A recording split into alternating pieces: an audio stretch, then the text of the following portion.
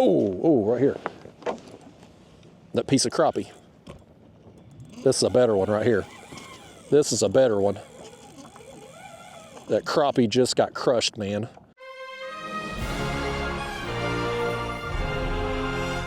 Y'all, I'm about to get set up to do some catfishing, but first, let me show you what I'm seeing here. Check out all those fish right there, man. I'm right here off of this point that comes out from the land over here, and you can see right off the drop, there is a bunch of fish right there, so we're gonna hopefully tear them up today. I'm probably gonna spook them when I drop an anchor right on their head here in a second, but there seems to be a lot, and right here too, that looks like some bait there as well. So hopefully any fish we spook will work back through, and we're gonna tear them up today, y'all. So let's get set up here. I'm gonna spin us back around. What I wanna do, I wanna be kind of off this point right here from the land. You can see where it kind of comes out. Over here behind us, we got a hump that comes out. And right here in between that old creek channel, it just kind of, it almost creates a funnel point. Any fish working through, they either got to swim up on that hump, swim up on that point, or come through our baits to go right through here. So, well, there's some fish right there too, up near the surface. Them may be striper. There's a lot of life here, y'all. I'm gonna get spun around. I want to be right down in that little cut, that little gully right there between the hump and the point. I've already got my anchor rope undone here. We're gonna get set up. We're gonna drop some, I've got some fresh bait. I've got some gizzard shad. I've got some crappie. We're gonna try to feed them to these things. So let's work our way right over here. Just using the contour map along with the 2D to kind of make sure that I am where I think I am when I drop this anchor. I want to be right down in that cut. I think we're good here because by the time we get settled and the wind pushes us, we're going to be right where we want to go. So let's drop this dumbbell, which is my fancy kayak anchor here. And now let's tie it off. I'm excited, y'all. Usually, I come places like this, I'm hoping fish are going to work through while I'm on the water. I don't necessarily always see fish when I first get set up on a spot like this, but today we do. So any fish we didn't just spook, give me a second here. Y'all bear with me while I get us tied off. I got a little boat cleat here behind my seat that I tie this anchor rope off to keep us anchored. Now we're gonna set here right there in that little cut. So let's get baited up and get to it, y'all. I'm gonna put y'all on the chest. My plan coming out here today as far as the video goes, Lord, I'm losing all my ice, y'all. There we go. Here's our bait, man. We got crappie, we've got shad. Let's start with the gizzard shad because I've been doing good with those lately. We're gonna work those crappie in for sure. But I planned on coming out here today to do an uncut, unedited video. So we're just gonna leave the camera rolling today. But I was wanting to revisit this spot. I fished here, I think it was, I don't know, 10 days, 2 weeks ago, something like that. And I caught a bunch of fish here, but they were all small. But my bait wasn't very good. All I had was threadfin shad. And so I had some better bait for today. I got these big gizzards, I got the crappie. I said, I want to come back here again, see if there's still some fish, and use some better quality bait and see if that will if we can not only get the numbers of fish that we got before, see if we can also improve our quality. So the tackle here, I'll show you on this other rod. They got two of the exact same setups. It's a Carolina rig, a downsized Carolina rig. We're going to be using lighter gear today. I've been running these prototype lighter tackle catfish rods from Catfish Sumo, and this is just the latest iteration of them here, but we're going to do a spinning rod version and a casting rod version today. But here's the rig. We've got a downsized hook. That's a #1 size, just thin wire shiner hook. I don't know if you can see on camera there how thin that is. Much thinner than the typical larger catfish hooks that I use.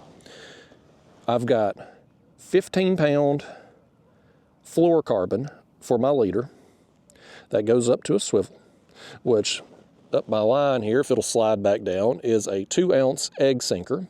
And then on this rod, I've got just 15-pound fluoro for the main line because I've got a little bass reel, Shimano bass reel on here. My other spinning rod over there, or we got a backlash too, don't we? Batting 1,000 this morning. My spinning rod over there, though, the main line is 15-pound braid. So I'm going to show you the graph again here in a second. There is a bunch of bait down there. I imagine our anchor hitting bottom probably spooks some things. When you drop a 15-pound dumbbell on the head of some fish, it's going to spook them. But the bait's already moved back in.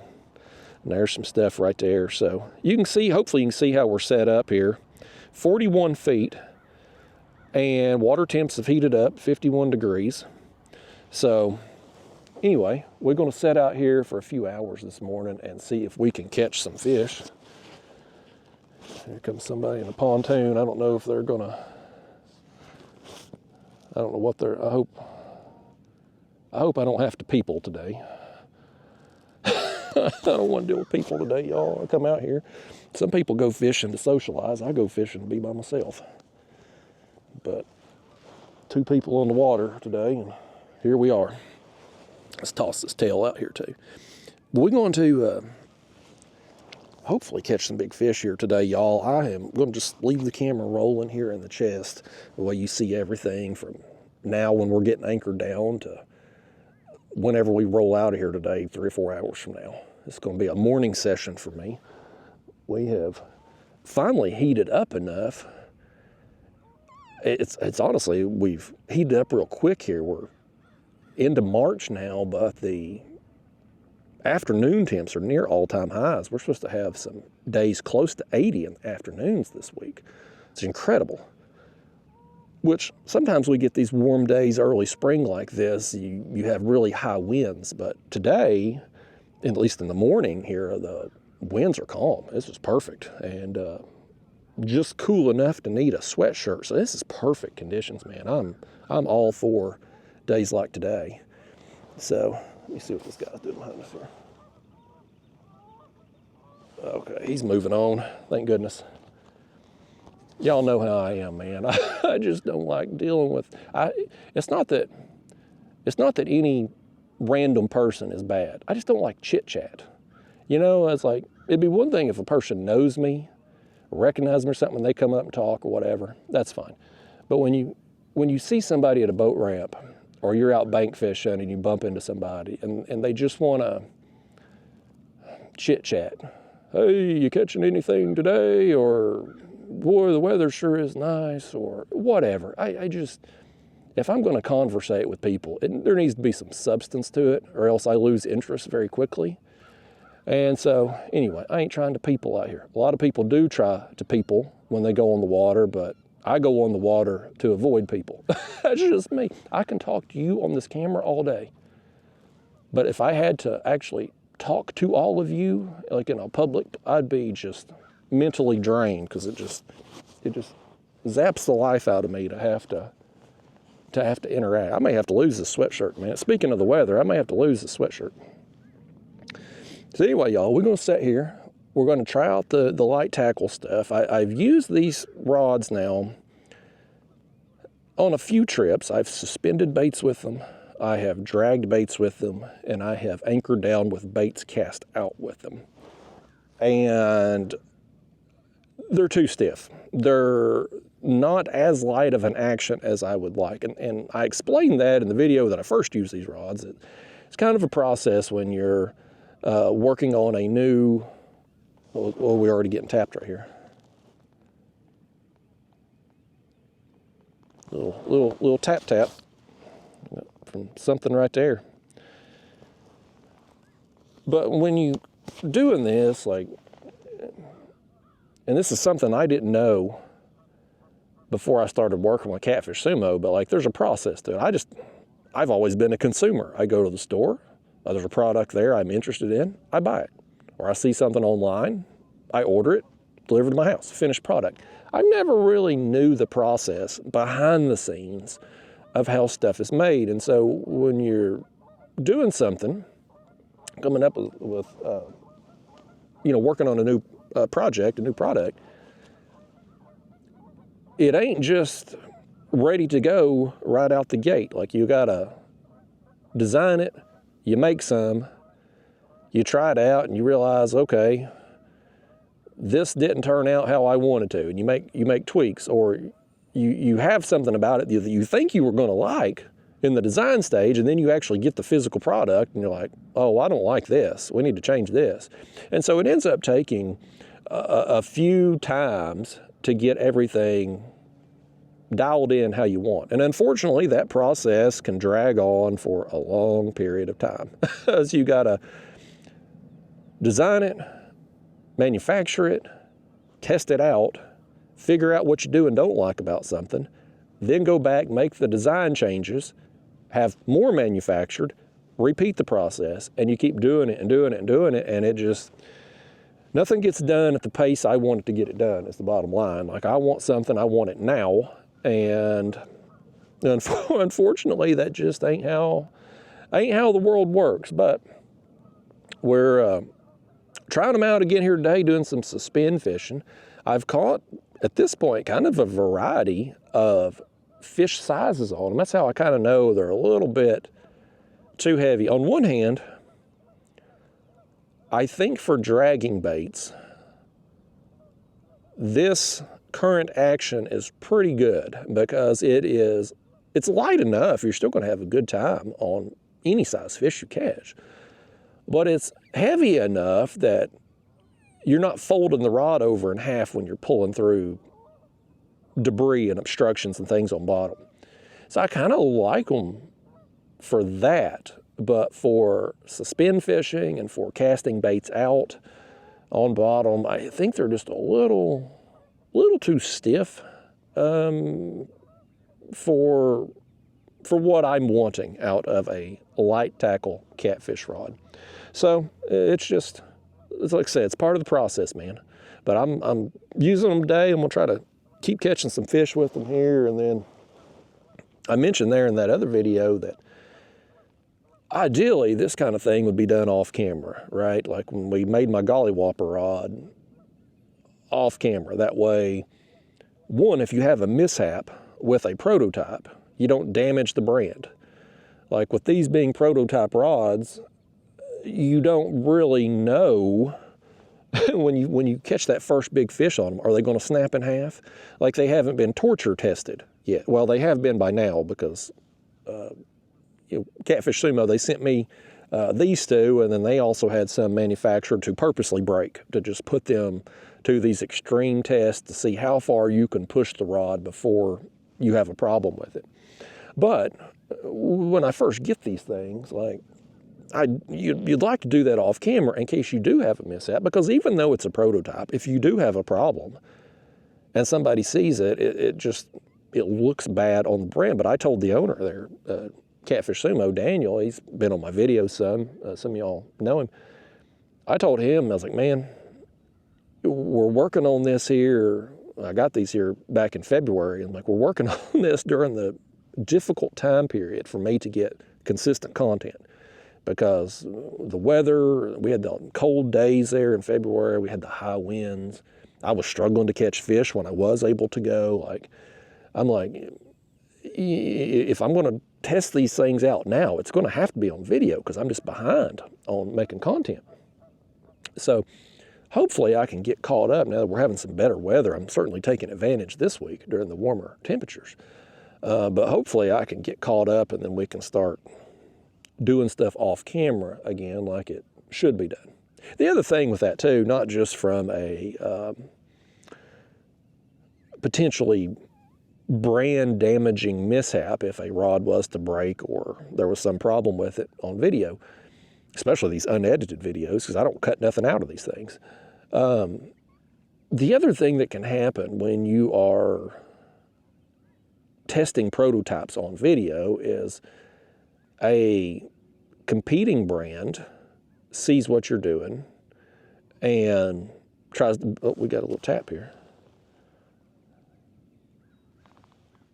But a competing brand can see what you're doing and try to beat you to market, especially if it's something that's maybe that you're going to have to patent. Now, something like this, like a rod, no big deal. I mean, there's this, we ain't reinventing the wheel here, folks. So something like this isn't a big deal. But there's been other things that Catfish Sumo has come out with and has patented that you definitely wouldn't have wanted to show it on video prior to the patents being approved and the product being released, because that would have just been bad for business to do that. But this situation, it's not a big deal with a rod here. But nevertheless, it would be nice to do stuff off camera. I just can't right now. I just can't get ahead. This has been one of the most, probably the most challenging year since I started doing YouTube to get content through the winter. I never in my life have I ever enjoyed being cold, ever. Like, I am a warm weather person. Give me 100 degrees in July over 20 degrees in January anytime. I'll take it. But I've always been able to grind through the winter, have enough decent weather days, be able to catch enough fish on those days to put together some consistent videos through that time period to get me through till spring. But this year, man, I've really sucked at fishing this winter. Like, I've had some good days lately, but I've had some lousy days this winter. The other thing is we've had some really high winds this winter. Now, it's not uncommon for us to have some high winds, especially March and April. Those are very windy months every year. Now, usually you'll have breaks in it. Like, historically, what happens is you'll have a calm period in the mornings. Like right now, you come out sunrise, but by noon, the wind's 30 miles an hour. But that period there, from sunrise until it starts to warm up, you'll have calm weather. You can get on the water and fish and whatnot. But this year, man, we've had a lot of really windy days. I mean, I'm talking 20, 30 mile an hour winds. December, January, February, and it's knocked me out of a lot of days. And like I said, the good weather days that I have had, I've just kind of stunk it up. So I think I posted 3 videos in the month of February. I mean, I've never posted that few videos. So I just haven't been able to kind of get caught up and get ahead. I will eventually, but this winter's been a challenge. So crap like this, it's just got to be done on video. But the point of all of this, I guess, really is with the light tackle stuff, I'm enjoying the hell out of it. I'm really having a lot of fun catching not only the bigger fish on the lighter gear, but also the smaller fish too. The smaller, say, 10 pounds and under fish, those just aren't fun to catch when you're using really heavy gear. Now, my gollywhopper rods, my heavier action catfish rods, those 5 to 15 pounders can still put a bend in it. But still, compared to the lighter tackle, you compare these lighter tackle rods and the ugly sticks I was using before we got this latest round of prototypes, you compare those to my gollywhopper rods, it's a huge difference on them dinks, 10 pound and under fish. So I'm having fun with it. And the bigger fish, I was concerned when I started doing the light tackle stuff, and what had really prevented me for years from really doing it more was just the fear of losing big fish. Having that fish of a lifetime on, and you've got 15-pound line, and you just snap your line or bend one of these light wire hooks or something like that. And what a gut punch that would be to finally hook the fish of a lifetime and lose it because you were taking a knife to a gunfight type thing. But the more I've done this, And it was really, I guess, late spring, summertime there when I started doing the lighter tackle stuff more. I've caught enough bigger fish now. I'm feeling more and more confident with it. Not to say that there won't be a mishap on big fish. Like there's going to be things happen when you're using a lighter line, lighter hooks. Like these fish have a chance, especially the big ones. So there's going to be things happen. But I'm feeling more and more confident with my abilities to land those big fish, kind of just like it is when I'm ultralight fishing. Those of you that watch my ultralight videos, man, I go out there with 2-pound line and some worms or gulp minnows, and you can catch a bluegill oftentimes. That's the most common catch. But there's oftentimes, too, you'll hook a big drum or a big channel cat or a bass or a carp or something that far exceeds the pound test rating of your line. And sure, it takes a while to get them in, but it's fun the whole time, and I have landed a bunch of big fish on the ultralight. I even hooked a big blue cat one time on 2-pound line. I lost it at the side of the kayak, but I got it up to the side of the kayak, got a look at it. So I'm gaining a lot more confidence with it, and I don't know why the culture of catfishing, and it's one of those things that personally I never questioned. When I was getting started in catfishing, I would read In Fisherman Magazine. This is back before there was internet back then, but there wasn't YouTube. There wasn't social media. That's how old I am. But there was In Fisherman Magazine, and every year they would come out with their catfish exclusive I forget what they called it, Catfish Insider or something like that. It was an exclusive once-a-year publication just about catfishing. And there were internet forums back then where you could ask questions to people, and people would talk back and forth and whatnot. The original social media. Well, look at all that right there. Look at all that on the screen. We got a ton of bait down there. There's got to be some cats with it. But anyway, there just wasn't a lot of information readily available back then. And when you would read articles and online posts, everybody was using big, heavy gear, heavy line, big hooks. It was just the culture of catfishing. And so I never questioned it because it's what everybody that knew what they were doing were doing. So when I got started, I just tried to emulate what I was reading in the magazines and reading online as far as gear goes.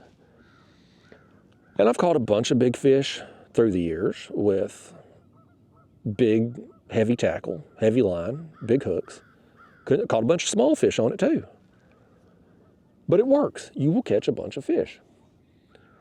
But when I started going down, we got another little tap over here on this right rod. I really thought we'd done be getting bit by now, folks.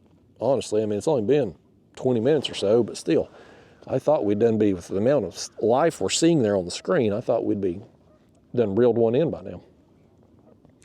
My expectations got real high when I saw that life there on the graph. But when I started going down to the saltwater, a few years ago, I made my first trip down to Florida, and I've went back every year since then. When you talk to guys down there that fish out in the ocean regularly, and you're talking about the gear they use, and they ask you about the gear you use for the catfish, those guys make fun of us. They laugh at us because they're catching way bigger fish, way harder pulling fish, and they're doing it on lighter line and lighter hooks than what we use for catfish. And all the catfish guys will say, of course, yeah, but we're fishing snaggy areas, man. These catfish, they'll run you down in a brush pile or a rock pile. They'll cut you off if you're using lighter line. Oh, that was a little tap right there, left rod. On that head bait. Has he got it? I think he might actually have it. He does. Let's reel in number one. Let's do it. Fish number one, you know, here. It took 20 minutes or so. We got the first one, though. He's pulling, man.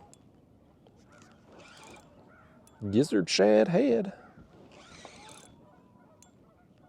41 feet right under that school of shad right there. Big school of shad working through. Got some catfish following it. Probably some other fish too. I assume this is a cat. We ain't seen it yet, but last time I was here, I caught some drum. Oh, he just crapped all over. Did you see all that? That big plume of crap? I'm glad you got it out of your system before you come in here, fish. Be bringing that nastiness over here. But last time I was here, I caught some drum too. Wouldn't hurt my feelings if we got some more of them today. You could have left the head bait on there, Mr. Blue Cat. There he is, little eater. That's about the size I was catching last time I was here. I was hoping some better bait would weed some of those out. Let's put on another shad head for now. I've got these crappie in here too. We're gonna use today as well. I'm gonna cycle those in. This time of year, crappie is a really good bait. I think the cats feed on them when the crappie move up to spawn. They feed pretty heavily on them, and it's that time of year, what do they call them, the red buds, they're popping out, and usually that's when the crappie's in the shallows around here. Well, I got it wrapped all around the line there. There we go. But anyway, them saltwater guys, man, they make fun of us for how heavy a gear we use when they're using much lighter stuff for much bigger, harder pulling fish. And they have fish that'll take them down in those wrecks and all that stuff too. So it ain't like they can't get broke off as well. But they do just fine with all that. And so, anyway, I've been into the lighter tackle stuff. I've gained a lot of confidence in it, and I'm enjoying the hell out of it. Well, we already got one after that head bait over here already. We just dropped it back down. There it goes. We got another one. We just dropped it back down. The other bait over here, we better reel it up here in a second and make sure we still got bait on there. This is 2 bites in a row. Hopefully them fish we spooked off when we dropped the anchor, hopefully they're coming back. Either way, there's going to be some fish worked through here today with this kind of pinch point, where they get funneled between the point and the hump right through here as they work in and out of this creek. That's a drum. Speak of the devil, I just conjured one up. It's like Joe Hendry. Say his name and he appears. I believe in Joe Hendry. What about you, fish? You believe in Joe Hendry? He believes in Kayak Catfish because he's seen him with his own eyes. I'm like Santa Claus. These fish have heard of me. Most of them have never seen me. This one did. He can confirm to everybody down there, Santa Claus is real. Kayak Catfish drops baits, free food to them from the sky. Let's set up a camera mount here, folks. I may do a little, hold on, drum, hold on. We got to clean your face off here. We got some water. There you are, now you're beautiful again. You had daggone water up there on the lens. Let me hold him up. Open your mouth up there, drum. Oh, the camera's crooked. That's all right. Calm it down, sir. Enjoy your photo. This is what happens with kids and Santa Claus. You get your picture when you meet Santa Claus. This fish don't think I'm Santa Claus. Santa Claus don't put hooks in the mouth. Well, if he does, it's a horror movie. Santa Claus, not the real Santa Claus, kids. Okay. Well, I'll tell you what, if that bait is still on the hook over here after I dropped it back down, it is. I'm just going to rehook it out the other nostril. And we're going to send that bait right back down because, I mean, it was down there literally just, I don't know, what, a minute? Who knows? Not very long, that's for damn sure. But the other thing too about this light tackle, so, and it was actually this spot when I done that last, I can't remember, it's within 2 weeks that I've been out here.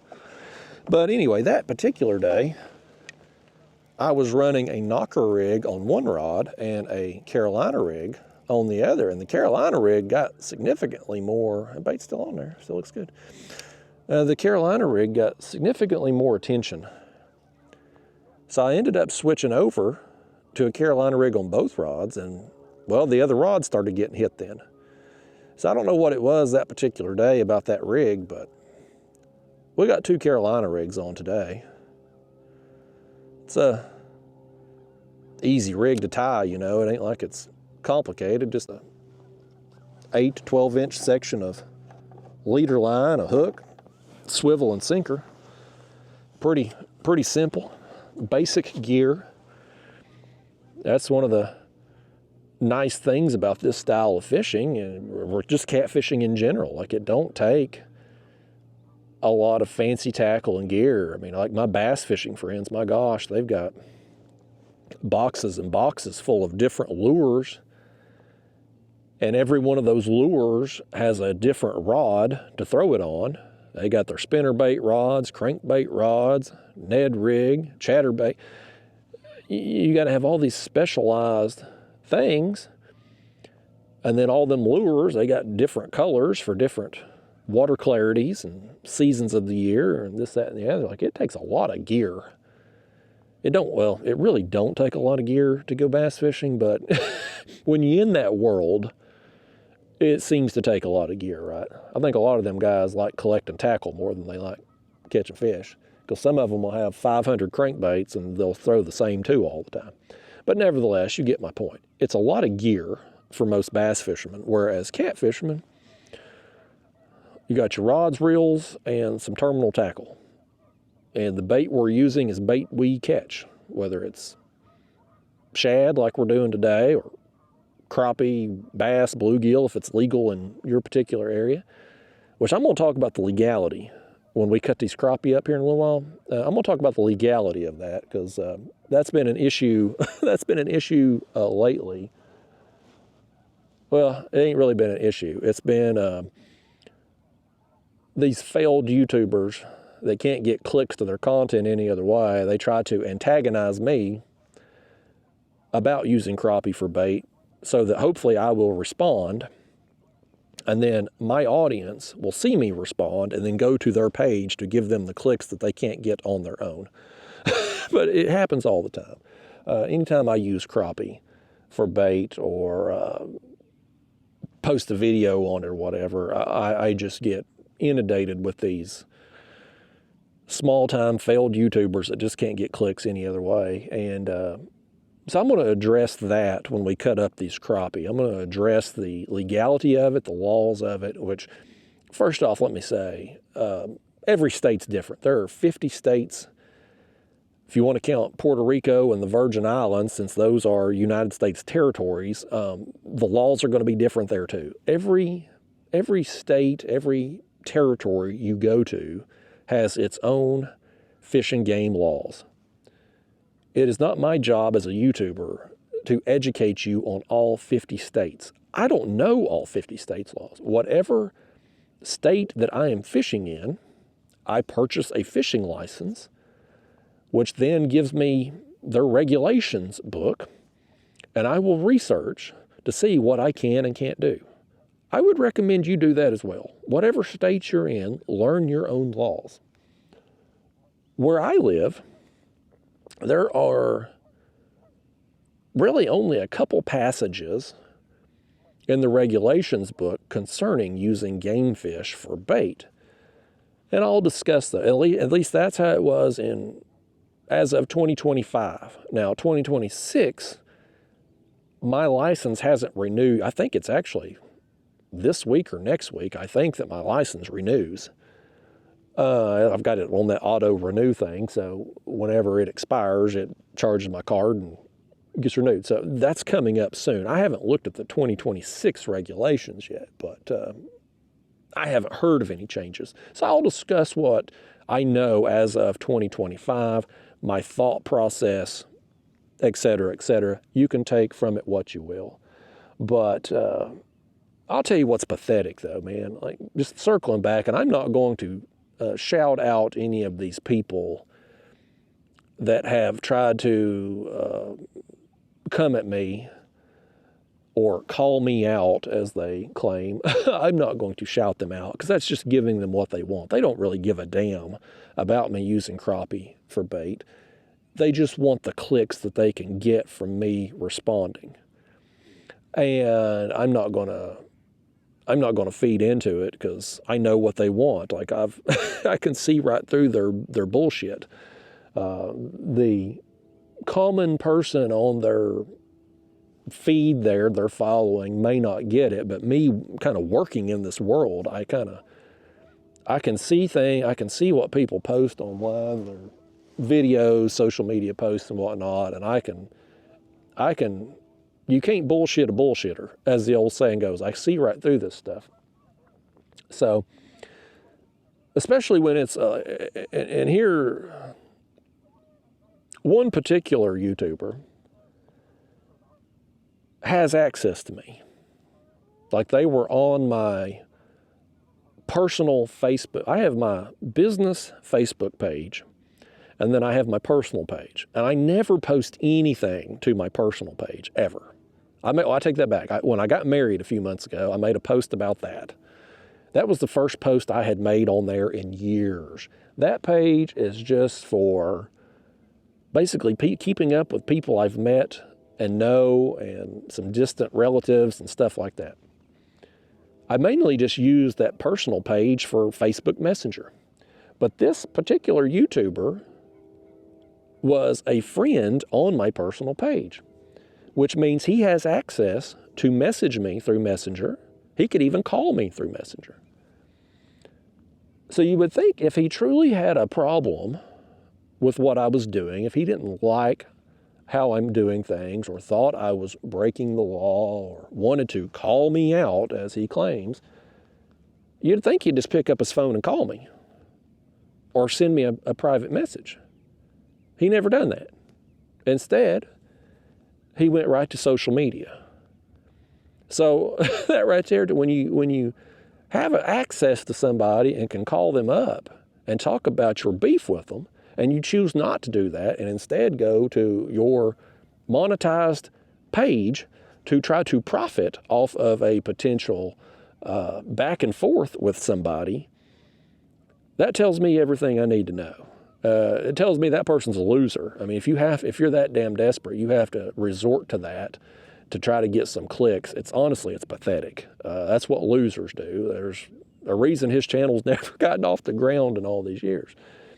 But nevertheless, his beef with me is allegedly over me using crappie for cut bait. And let's just get right to it. I ain't gonna put them on right yet. I want to leave them shad down there a little while. But let's bust out our crappie here. Now let's bust out our measuring board. Let's talk about this. Let's get right down to it while we wait on the next fish. So in my bag here, I have, how many did I keep yesterday? I got on a good crappie bite. I'm not going to post that video because I don't want to burn the spot. There's a landmark right on there. So I would rather keep the spot than the money that I would get from the video. But I kept I think I just kept 3. I think I kept 3 of them. There might be a 4th in there. I think it was 3. I mostly caught undersized ones yesterday. But the few I caught that were over 10 inches, man, they're fun on the ultralight. So anyway, I kept 3 of them. So I'm going to pull one out here. And we're going to talk about this crappie bait law situation. So this one here, and like I said, he's close. You look at him here on the measuring board. His head's against the bump. His tail barely crosses the 10-inch line. He's like 10 1/4 inches. Okay? Where I live, crappie have to be 10 inches to keep. So that one there, legal to keep. Now, here's where the, what's the word I'm looking for? Here's where my internet haters and trolls and these failed YouTubers that want to try to make money off of me, this is their holy grail. This is what they cling to. They say that fish like that crappie, game fish, even if they are legal bait to use, they have to be able to be measured. That's their argument. They say, once I cut the fish, you can't measure it anymore, right? That's their holy grail argument. That's how I'm breaking the law. Well, here's the thing. When you read my the Tennessee regulations book, there's like 2 passages in there regarding using game fish for bait. The first passage, and don't quote me on it, I don't have the book in front of me, but it goes something like this, that game fish, things like crappie, largemouth bass, smallmouth bass, etc., game fish can be used for bait as long as they are caught on rod and reel and meet the minimum size requirements. You can't go out, like I said, these crappie, they gotta be 10 inches here. So I can't go out and catch an 8-inch crappie and keep it and use it for bait. It's gotta be legal and caught on rod and reel. Okay. Second thing is, if you're checked by a game warden, they have to be able to verify the length of the fish and the species of the fish. It says that black and white. Those are the only 2 passages. One, that we can use sport fish for bait, and 2, that the game wardens have to be able to verify species and length. That's it. There is nothing in our regulations book that expressly prohibits using game fish as cut bait. There's a whole list of stuff in the regulation book where it says you cannot do this, this, this. Nothing says you cannot cut one of these baits. The people like this failed YouTuber that's been trying to make money off me, his argument is, well, if they have to be able to verify the length, they can't do that after you've cut the fish, right? So I'm breaking the law. Well, here's where I push back on that. That passage says they have to be able to verify the length and species. It doesn't say how. Do they have to have the carcass intact to be able to put on their measuring board? If they did, you would think the regulations book would say that. Can I not pull out my own measuring board? Because when I'm using crappie for bait, you always see me, well, at least the last few years when all these people trying to use me to get clicks, I film myself putting the fish on the measuring board, showing that it's legal length. I show myself cutting that fish. I show myself baiting the hooks, dropping it down. And even if the video that I post to YouTube is edited, the camera itself is rolling the whole time. So if game warden rolls up out here today when we're using these crappie that I'm going to cut up, if he rolls up and he pulls out his measuring board, and obviously at that point he can't verify the length, you know what I'm going to do? I'm going to say, officer, I have my video camera here showing that this fish was legal. It's got a date, time, GPS stamp. It's unedited footage. The camera's been rolling the whole time from when we got out here to when he would pull up to check me. Now, I'm no lawyer, but in most court of law, if you've got video proof with date, time, and GPS stamp, that's pretty damn good. Now, he can measure my board if he wants to.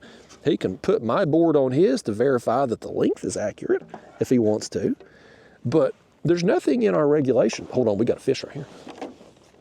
Let's reel one in on the casting rod. On the chunk here, folks. Oh, he just come off too. He just come off. Y'all missed one. But the point is, The regulations book says they have to be able to verify the length, but it doesn't say how they have to verify the length. I mean, a game warden worth a damn should be able to look at a crappie head, especially if it's like a 12 or 14 incher, and be like, okay, yeah, that one was legal. They look at fish all the time. But there's nothing in there that says specifically they have to put it on their board. Or could it be on my board? Could I be video? Bottom line, there's nothing that expressly prohibits cutting up sport fish for cut bait.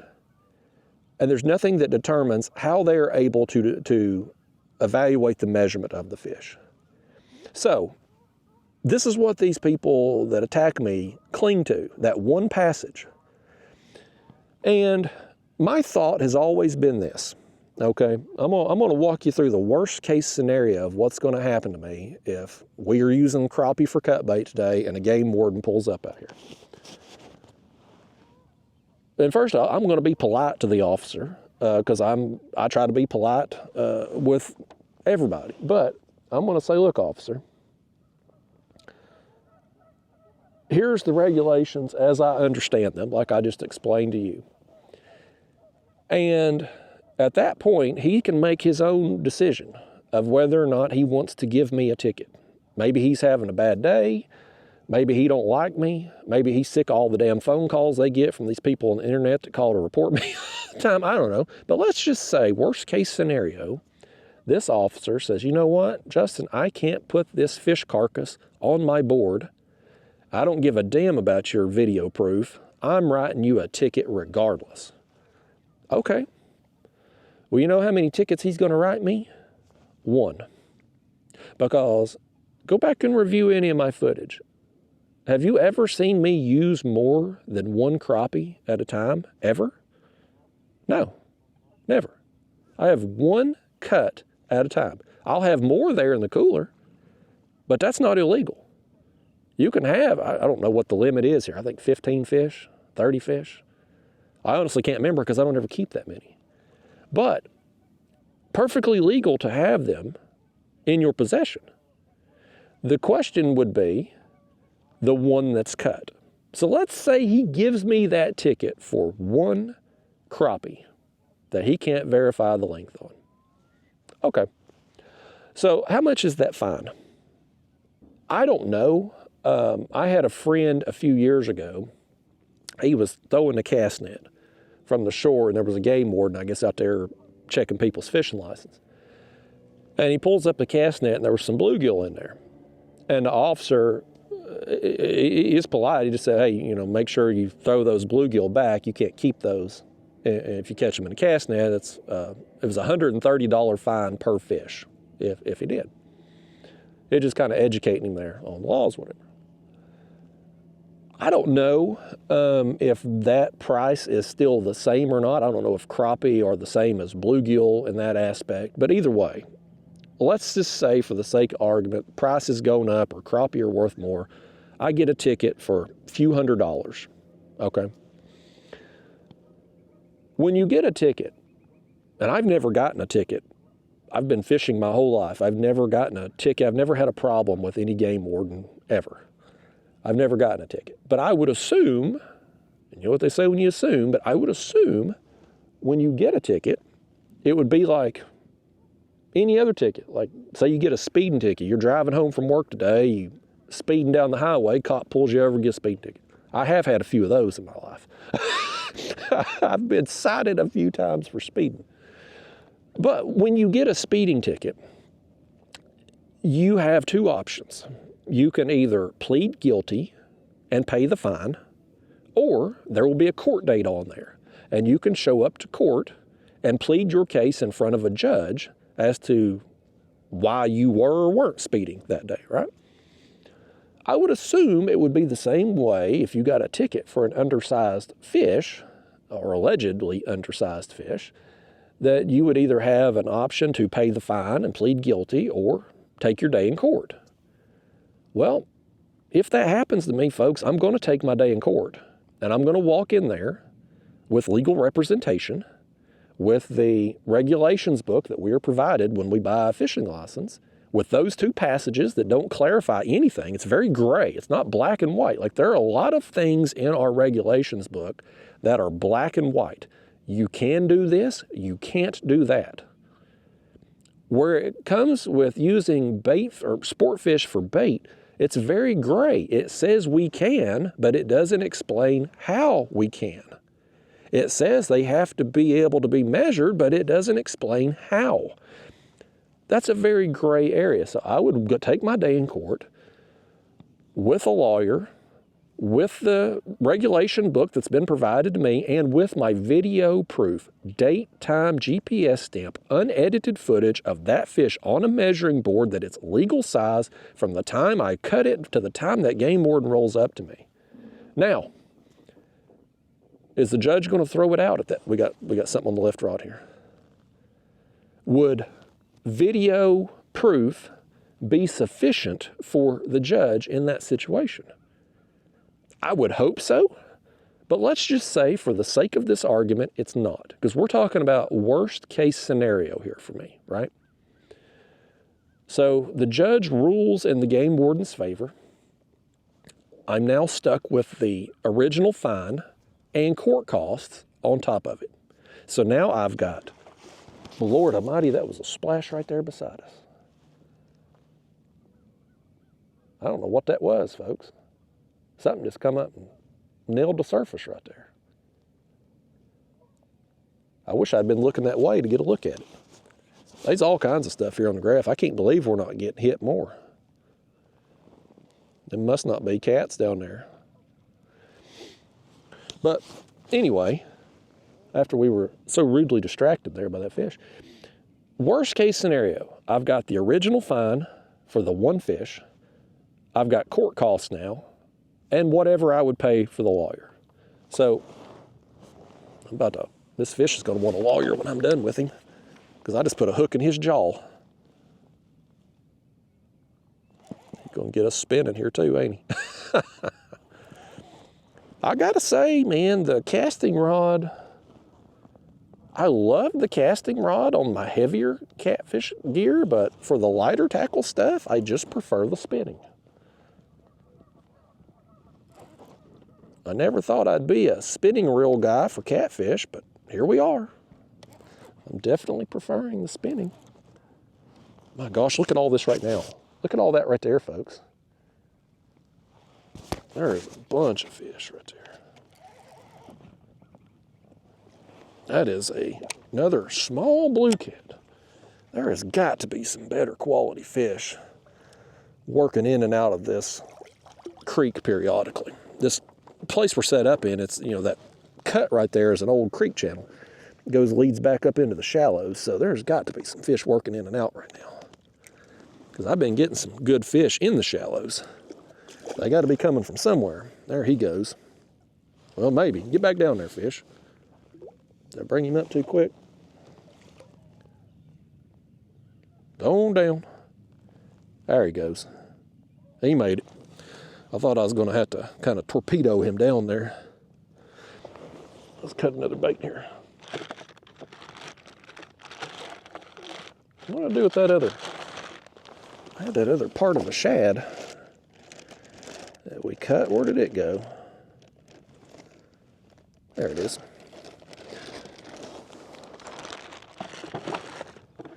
But yeah, so worst case scenario, what I just described there. I'm out what? Again, I don't know the exact cost these days, but let's assume the $130 price that my friend was quoted that day has gone up. Inflation, everything else going up inflation. Let's assume court cost, a few $100s. And then lawyer fees, who the hell knows? I've hired 2 lawyers in my life. One was for my trademark stuff with the Kayak Catfish name and logo. And then the other time I hired a lawyer is when I caught a misdemeanor charge a few years ago, and I had to hire a lawyer to represent me for that.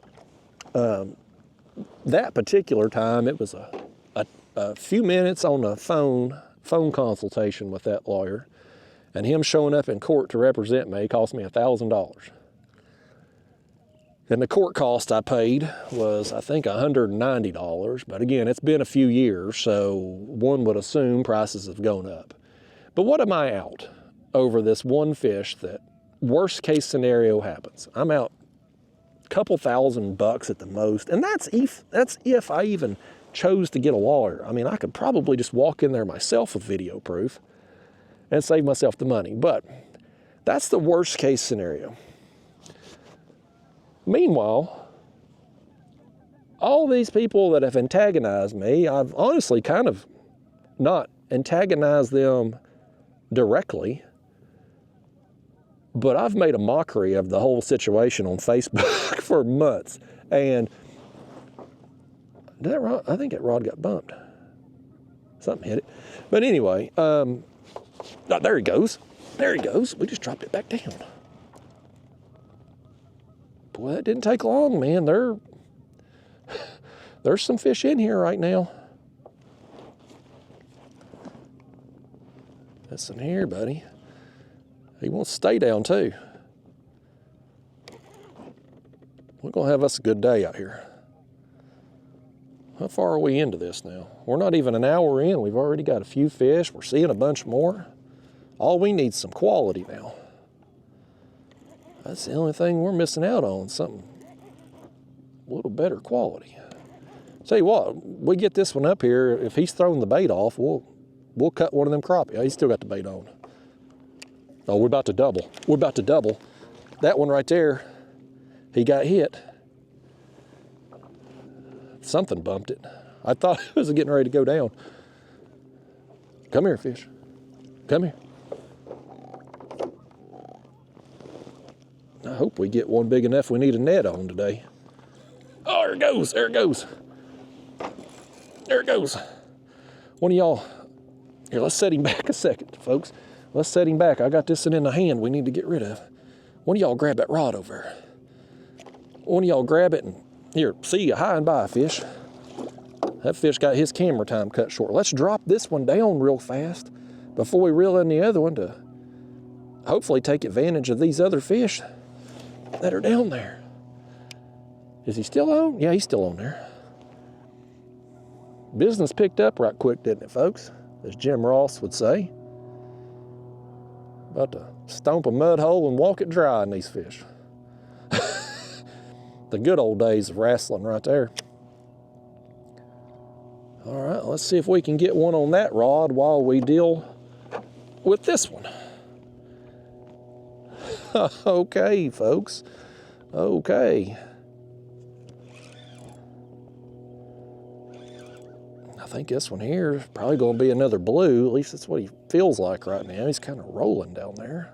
Not very big. Another dinkety-doo.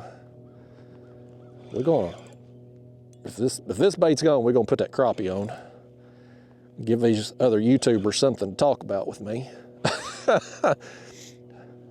But I've made enough, is what I'm getting at, to more than cover these. Is that?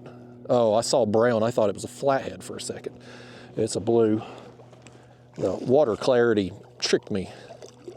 How awesome would that be to get a flathead today? Now we'll net this one right here just to make it a little quicker and easier to get him in, because I want to get that bait right back down. I want to put that crappie on, but at the same time too, I want to get while the getting's good right here, and we got all these fish right here under. There's a big pile of them right here. You can see them right there on the screen, man. There's a pile of them. Let's drop that right back down. I want to reel this one up a little higher too. I normally keep my baits just off the bottom, but those fish are from about 20 feet to 30 feet down there. So we'll get up into that mess right there and see what that does for us. Let's get you going real fast here, Blue Kitty. Hi and bye, buddy, another eater. Put that net back there behind us. But anyway, so absolute worst case scenario, I'm out a little bit of money that I've already basically recuperated in advance. But here's the thing. First off,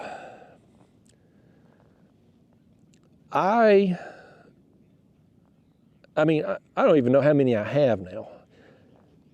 A couple 100,000 people follow the YouTube. A couple 100,000 on Facebook, almost 200,000 on TikTok. That's somewhere about 600,000 people. Now, naturally, I would vlog this whole process from getting ticketed to the court, the follow-up. I would vlog the whole thing. So between the 600,000 followers I have amongst all these platforms, plus the new people who would find me through that content, I have to believe at least one of them out there would be a lawyer, a bona fide, legit lawyer who would be a fan of my channel. I would almost be willing to bet you money that somebody would offer to represent me for free just because they're a fan of the channel. I mean, you can't have that. I mean, just statistically speaking, if I get my words out, somebody would take on the case for me. And then any legal fees I incurred, like when I was down there in Florida this past winter, I got a ticket down there. Nothing fishing related. I was turning around, I backed into a stop sign. Didn't knock the damn sign down. Didn't even do any damage. I got a little dent in the kayak. At the time, I thought I might have knocked my rudder loose. But the more I thought about it, my rudder, the screw, I think it just kind of vibrated loose over time. I don't think backing into a stop sign would have done anything to loosen my rudder. But anyway, no real damage to the kayak or the stop sign, but I'd done it right in front of a damn cop. So he writes me a ticket for hitting a stop sign. I think it was $160, $165, $160-something what the ticket was. You know what happened after I told that story? I had $200 show up in my PayPal account because one of my channel members, a big supporter of me and my channel, sent me money through PayPal with a message, hey, don't worry about the fine, we got you. If I really caught some flack over using a crappie for bait, if one of these game wardens really wanted to make an example out of me, I'm not going to pay a dime.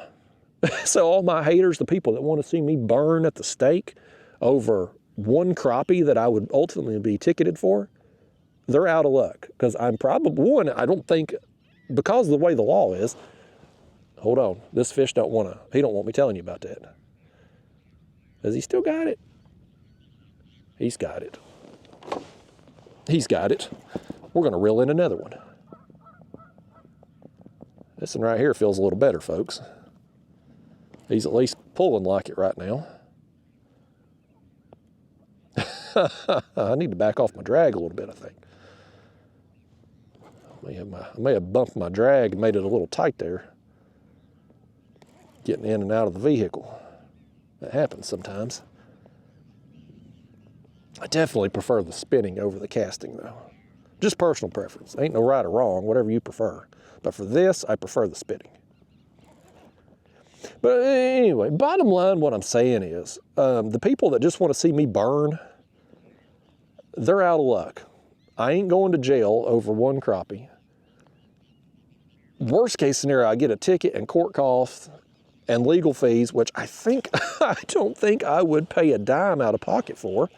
And even if I did, well, again, the amount of content I've posted, even the last 10 minutes here, if we broke this video down for the 10 minutes I've been going on about it, that would probably cover a big portion of my fees.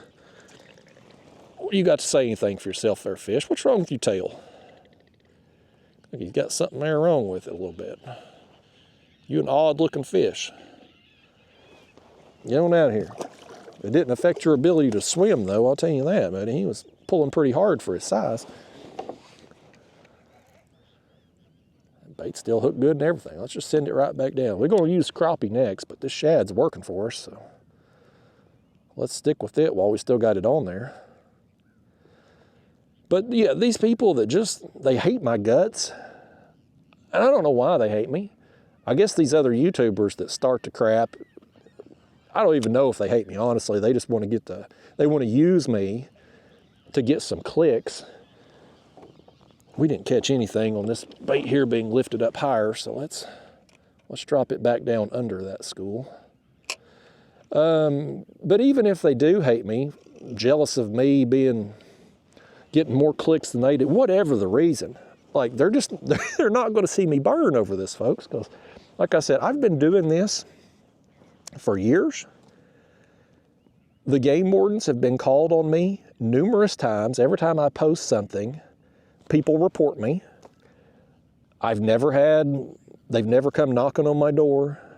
I've never had a problem with game wardens out on the water.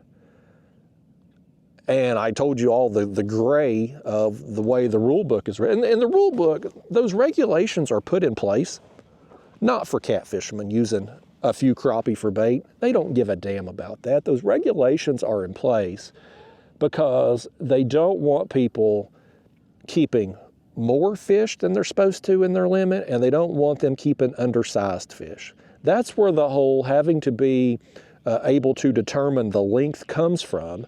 It's not for people like me that's going to use one crappie at a time for bait. It's people who are keeping those crappie to eat. They want to make sure that they're not keeping more fish and keeping undersized fish. That's who the law is intended for. So they don't give a damn. But like I said, worst case scenario, I get that one game warden that's having a bad day, don't like me, pick the reason. Anyway, he writes me a ticket. I'll take my day in court. Who knows how that'll shake out, but regardless, I'm gonna be fine, folks. So, you know, I again, these people that wanna, and the most recent one wanted to, quote, call me out. Well, he could have just called me, but what I need to do is call people like him out for being such a loser that's what they've got to resort to get clicks. I mean, that's the whole crux of it. Nobody like this guy, he doesn't even care. He just wants the clicks. So anyway, that's my 2 cents on it. To each their own. You know, it's a risk that I'm personally willing to take because that's how I interpret the regulations. It may not be a risk you're willing to take. That's on you. It's not my job to educate you on your state's laws. That's your job. You can go and interpret. And if you have any doubts about it, I'd call a lawyer. Sure, you can ask a game warden and they'll probably tell you, you know, depending on who you ask, you might get different answers. Some might tell you it's okay. Some might tell you it's not. We dealt with this in Ohio. So a couple years ago, I think it was 2 years ago, pretty sure it was 2024, I won a tournament in Ohio up there at Hoover Reservoir. And what was I think I was using white bass. I think it was white bass I was using. But similar scenario to what we have here in Tennessee with these people having issues with me for crappie. Anyway, I'd cut the white bass. Well, we had asked about that because it was kind of gray as far as the regulations go up there too. Well, we had asked a game warden prior to the tournament, and it was okay.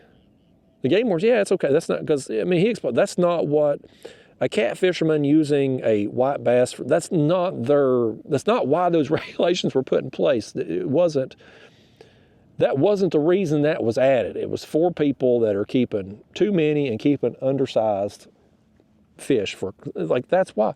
So anyway, it was but now you ask another game warden up there, well, hell, maybe they give you grief about it.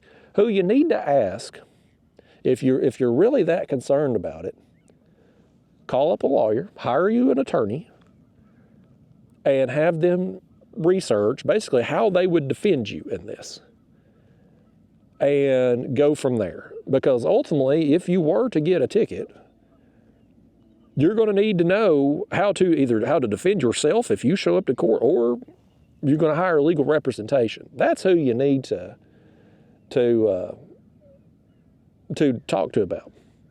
So any of these wannabe YouTubers that want to talk like they know the laws of all 50 states, what you can and can't do, it's ridiculous. Nobody can know the laws of these game and fish regulations for all 50 states. All you can do is try to know to the best of your ability what you can and where you're fishing at. It's funny that this particular YouTuber, as a way to seek out my attention, stole a picture of me and posted it on his page for his own personal gain. Now, he seems to know a lot, and he claims to know a lot about game and fish laws, but he don't seem to understand how copyright laws work. Because if you take someone else's content and post it for your own personal gain without their permission, that violates copyright law. And then you really want to get legal about it. He was using my content to disparage me, kind of make it sound like I'm a criminal, like I'm breaking the law, even though I've never gotten a ticket, I've never been arrested, I've never been charged with anything related to that. Make it sound like I'm a criminal. That's slanderous. So you got to watch yourself online, folks, man. You know, I'm not that kind of person, but we live in a very litigious society these days. A lot of people are. So you got to be careful taking other people's content and using it to bash them, and you got to be careful what you say about people. So anyway, that's the whole controversy. And again, it just, the thing that gripes my ass about it, I don't care about people. People can debate the legality of it, the ethics of it. Why crappie? Why people take such offense to a crappie? They don't have a problem killing them to eat them. But if I keep a few to use for bait, people go crazy about it. They don't care about the shad. They don't care about skipjack. They don't care about bluegill, goldfish, minnows. They don't care about it. They don't care about, why is a crappie life so important compared to all those other fish? Who determined that crappie are God's chosen fish over all of these other species? I don't know, but that's how it is. But it's just, the thing that just gripes my ass is these people, like, they just want to seek my attention. They want attention from me and my audience. That's why they're up in arms about it.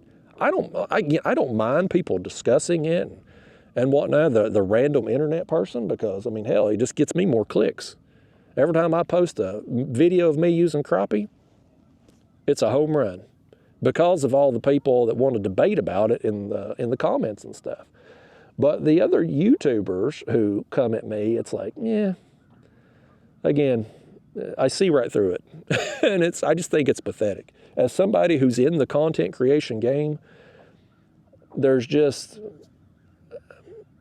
it's pretty easy to spot who's going to make it and who ain't in this world when you've been doing it a while and you've seen what works and what don't. It's like, when you got to resort to that kind of thing, it's time to give it up. Like, it ain't, this game ain't going to work out for you. That's just one of them things. Thankfully, I don't have to do that. I never would do that. That kind of thing. I don't exploit women. You don't see me out here with girls, bikini models, and hiring OnlyFans girls and stuff like that. I'm not going to. It would be nice to go fishing with some hot-ass women in thong bikinis. My wife would never allow it to happen, but and she wouldn't. I mean, I wouldn't put her in a situation either to try to exploit her. But it works for people. They do it. It works well. But it's just one of them things that I'm personally not going to do. I just don't have any. I don't have any interest. I've always felt like when the day comes that I have to do that kind of stuff, if I have to attack other content creators to try to mooch off their audience, or if I have to go out and exploit a woman to get clicks, it's like, do I really need to be doing this? Like, I'm better than that. I hate to make it sound like that, but just the fact is, I'm better than that. I'm not going to do that. I'm not going to be that person. So that's my rant on it. That's my thoughts on it. There we go. So I'm going to be using some crappie here in a little while, folks. When we rebait again, we're going to cut them damn crappie. We're going to put them on the measuring board, show you the length of it. We're going to cut it. We're going to drop it down, and this camera is going to be rolling until such time that I get a officer pull up on me out here today. Not that I don't know if we will or not. I usually don't even see officers. I feel like they got bigger fish to fry, if you will, than some guy like me that's going to use maybe somewhere between 15 and 20 crappie per year, maybe. I mean, I get a reputation for using them all the time. I really don't. I rarely ever keep them. It's usually this time of year, because really from late winter through early spring, crappie really shines as a bait. That's the best time I feel to use it. That's when I've had the best success with it, so that's what I typically do. The rest of the year, even if I catch them, I usually let them go because it's not my preferred bait. So I maybe use 20 a year at the most. Meanwhile, these fellas that fish for crappie all the time and eat them, they pull out as many as they... I can't tell you how many times I've went to a boat ramp, either launching or taken out at the end of a trip, and I'll run into some crappie fishermen who will offer me crappie because they've got too many. They don't have... They've kept all that they could keep. They've kept a limit. There was a fish right there, come up the surface. I don't know what it was though. But they've kept more than they want to eat or clean, or their freezer's full. They don't have any space for them, and they're trying to offer them to me or anybody else that pulls up out there. And it's like, you want to talk about wasteful. I mean, they can't even they're keeping so damn many, they can't even pack them in their freezer. And they want to give me grief because I use 15, 20 a year for bait. I mean, it's so hypocritical. It's so stupid. It's dumb. It's dumb.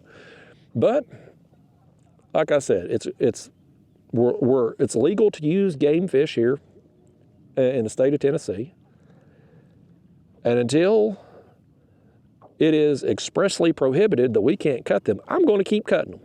Now, I'm going to do one at a time in case I do get the worst case scenario happen. They're going to find me for one fish. But I'm going to do it. It's a risk I'm willing to take based on my interpretation of the regulations book. To each their own. I'm not here to be your legal counsel. I'm not here to be your regulations expert. That's on you. If you care about it that damn much, do your own damn research. But anyway, that's a rant that went on way too long about a stupid idiot, failed YouTuber that doesn't deserve the attention he seeks from me. And I've watched that guy, man. I've seen him do it to other YouTubers too. It's the only way he gets any attention. He can't get any clicks to his page otherwise. It's pathetic. Anyway, enough negativity though. We out here to catch some fish, have a good time. And that's what we're going to do today. We're already catching a few. I have to believe. So this creek, it goes back up in here, and back at the very back of this creek, there actually is some water flowing into it. Now you get out here this far, as deep as we are, there's no flow, there's no movement. The only flow you're going to have is coming down the actual river channel here.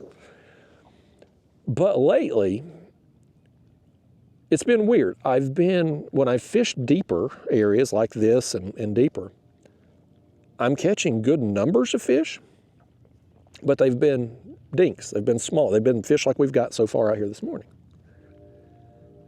When I'm fishing the shallows, the last few trips I've been out the shallows, 20 feet and less, I've caught some big fish, but I ain't getting very many. I ain't getting very many bites. But the fish I'm getting are great quality. Well, those bigger fish have to be moving in and out of these areas. So I feel like setting up in a place like this hopefully we will get numbers and size today. That's what I'm hoping for.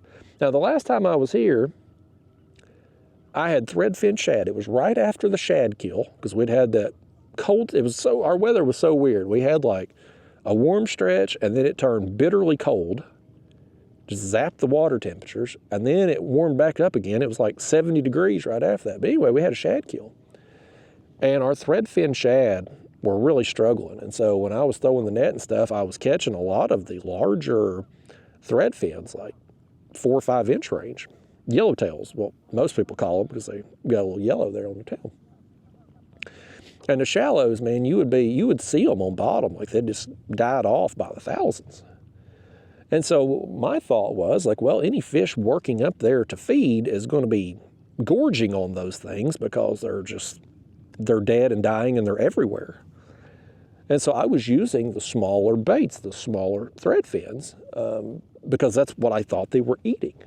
And I was catching a bunch of fish, but just the quality wasn't there. Well, since then, shad kill's over and stuff, and I've been getting gizzard shad again. I've caught some crappie, whatnot. And so I've been using that when I've been working the shallows and been getting the better quality fish. So I wanted to come back out and revisit this area and see like that particular day and all this fish that I caught, like, was I just catching the small fish because of my bait?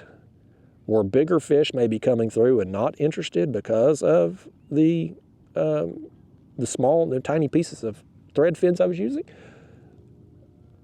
Or maybe if I'd had something bigger or better quality, maybe I would have gotten better fish then. Who knows? It's one of them things, you don't know what you don't know. So I wanted to come back out and revisit it today with some bigger gizzard shad pieces and these crappie and just see what happens. So I just wanted to soak some baits for a few hours and see what we can pull out of here. And I'm encouraged based on the number of fish we've seen on the screen here. I mean, even right now, like, there's still some stuff here on the screen. I don't know what that big school that was between 20 and 30 feet was. Who knows? It could have been anything. I don't think it was cats, because when we raised that other bait up with that many fish, it should have went down immediately. But who knows? But I mean, there's all kinds of stuff that's going to be working up right now. Where I was getting the crappie at yesterday was dirt shallow. Again, I'm not going to post that video because right there where I was catching them at was something anybody in this area would know exactly where I'm at. And when you get as many views as I get on these videos, undoubtedly a bunch of people would recognize it and they would show up there. And if I want to go back while them fish are still there, I'm not going to be able to get in there if there's a bunch of people fishing there. So it's one of them things, it's like, is the financial gain that I would get from posting that video worth losing that spot forever? Because not only would it be burnt right now, but that video, it ain't going to just only be viewed right now. It'll be viewed for however long I have a channel. It's going to get some views. And so, it's just, it ain't worth it. I would rather keep that spot and be able to go back this time of year and be able to catch those fish versus the payday from missing out on one video there. And I mean, those crappie, they don't do very good on my channel anyway. The views on those typically don't get up there with the catfish content or the carp content. It's not. My general ultralight videos do okay. Those views are pretty good, but just specifically crappie, not so much. I'd rather just keep the spot, not burn it. And you want to talk about that too, like people keeping fish and whatnot. People all up in arms about me keeping a few crappie to use for bait. You take a spot like that, a spawning ground where all them fish are up there shallow and just easy pickings this time of year, man, you get all them people. I expose that spot and 20 people show up and they're all keeping a limit. Now, a lot of the crappie was small. But I mean, there were some keepers in there, and if you sit there long enough, you're going to get a limit of keeper-sized crappie. But you get 20 people in there all keeping a limit. They tell their buddies go there the next day. Now some more people see the video, they go there. Man, you'll wipe out that whole area. And it's from people eating, not from people keeping a few to use as bait. So I'm gonna set on that spot. The catfish stuff, man,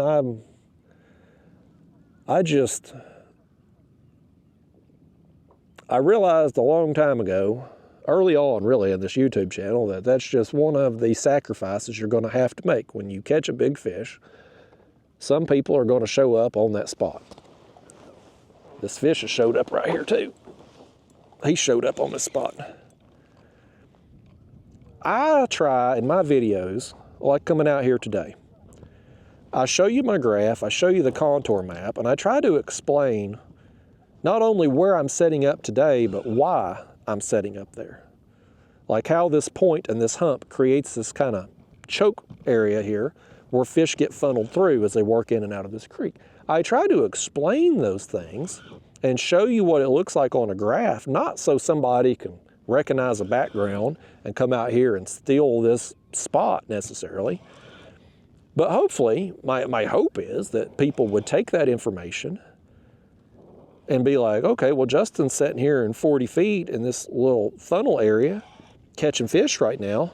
Let me open up a contour map and see how many places I can find that look just like this.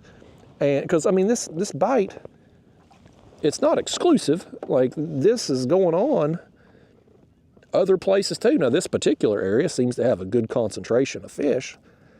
We're right here, this blue cat right there is a dink. This particular area, we're right here on a river bend with this creek coming in and another one down just below here. So, I mean, that's anytime you got a major creek, shallow water feeding area dumping into a river bend that's got some depth to it, you're in a good location. But this kind of bite, man, it can be replicated. And, you know, I would hope that's what people would take from the video versus just stealing a spot. But, you know, when you do this, and again, here's this crappie, folks. I'm about to cut him. Nose on the board, 10 1/4 inches. We're going to put a crappie head on. We'll take these scissors and cut him.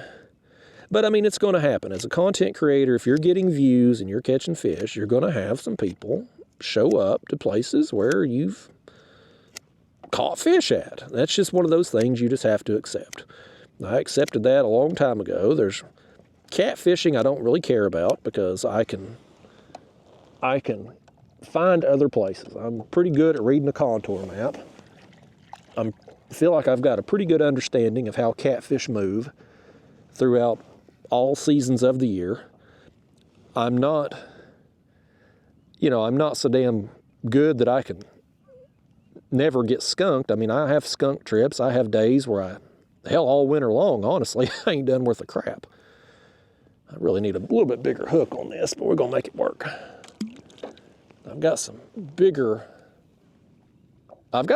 size hooks and them thin wires there, but I don't want to take time to put it on right now. Hopefully it won't cost us. We're dropping that head down. So y'all, now's the time to call the law on me. We got a crappie cut. One of you's called the law. Okay, there we go. My sinker got down to the bottom long before the head did.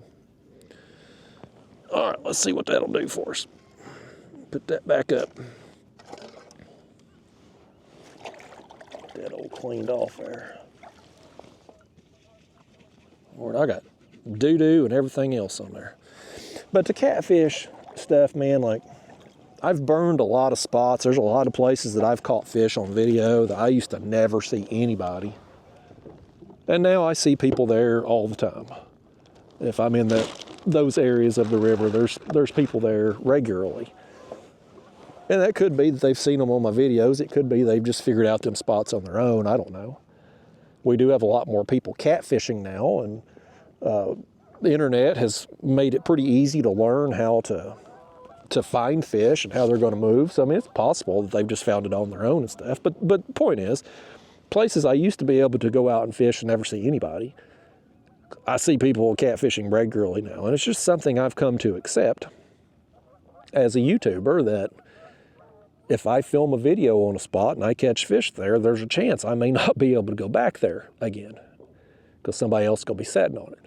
So what I typically do is I usually, and I'm not doing it right now because I haven't been that far ahead, but I usually try to keep my videos on a 1 to 2 week delay. So if I do get on an area or a spot that's hot and I'm catching a bunch of fish on it, I can hit it numerous times, and by the time I'm done with it, then the video will come out, and so I've done moved on. But oftentimes these bites will repeat themselves year after year after year. Fish will be certain water temps or water conditions or time of year. Fish will be in certain areas. So once you have put a spot on video, it may be done for good. You may never be able to go there again. There's one place I've caught some big fish on, and I hit it numerous times over a course, but the last few times that I have tried to go there, there's been somebody on it. I ain't even been able to film there. But the point is, I don't care really about catfishing, because I know if I do, let's say we come out here today, and I left my house with the intention of fishing this spot, but let's say we got out here and somebody was sitting here. Well, I would just open up the map and go pick another spot. There's other places around here we can catch some fish too. It's not a big deal. The places that I refrain from putting on video at this stage of my YouTube experience are places like where I was getting the crappie at, where there's a major obvious landmark, and I know that place would just get pounded. And prevent me from being able to go back there like that. And then I don't film myself catching skipjack. I have before, but there are some places that I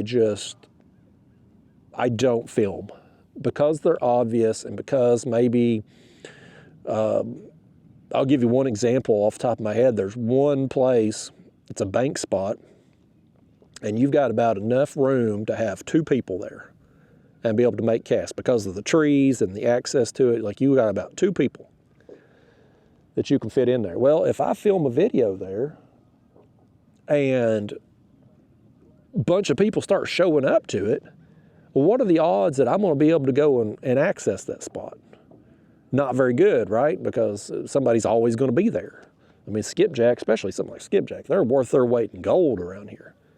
With the increase in popularity of catfishing, there's more demand for skipjack. And this past year, very difficult to catch skipjack. It was a bad year for them here. And so them things were going $7, $8 a piece at the bait shops. And so, man, there's a premium on them things. People are after them.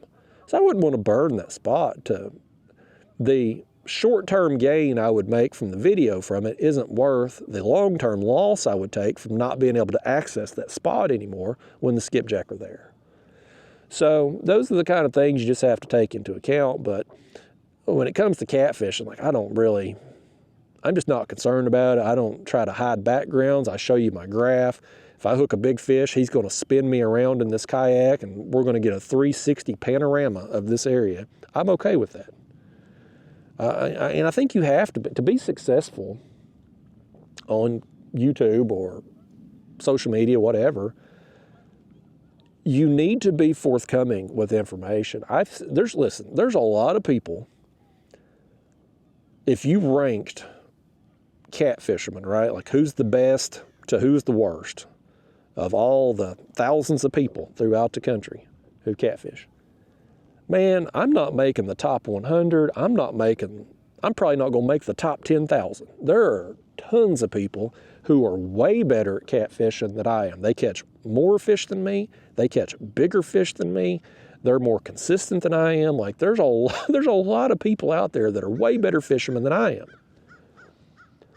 But being a great fisherman doesn't necessarily mean you're going to be great on YouTube or social media. just catching big fish, it's not enough. If you just, and I see that with some of these guys who I know are better than me. I see the results. But their entire social media is them just reeling in fish, holding up a big fish for the camera. They don't give up the goods. They don't tell you where they're at, their tackle, their bait, the depth, the type of location. Like, you don't get any information out of them. All you do is see them reel in the fish and hold up the fish for a picture. Like, that's great, I guess, for earning respect amongst your peers. Like, they're going to look at you and be like, oh, well, so-and-so, man, he's a great fisherman. He catches a lot of fish. But as far as getting clicks on your videos and growing a social media page or a YouTube channel, nobody's going to tune into that. Because what do they get from it? Man, people find your channel. They either want to learn something or they want to be entertained, preferably both. If you, the people who are really successful, they're going to teach you something and entertain you while they do it. Show me any successful YouTuber and I can go through their videos and be like, yep, they're either really entertaining or really educational or both. Unless you're a beautiful woman wearing very few clothes, you're not getting views on videos of just you reeling in a fish. There's got to be more to it than that. Now, yeah, you might can do some shorts video. I've done some Facebook stuff that's showing rods going down, line peeling, and they get a bunch of views, but those are shorts videos, man. It's not real substance. If you're going to make it in the content creation game, you need to be doing long form on YouTube. Like, that's kind of the big leagues, if you will. And you're not going to keep people coming back to your channel if you're not being willing to give the information that people want. And so when I do these videos, I try to give the information that I would want to learn and hear if I was watching somebody else's video trying to learn something. I want to know, what type of structure are you fishing? What does the contour map look like? How deep are you?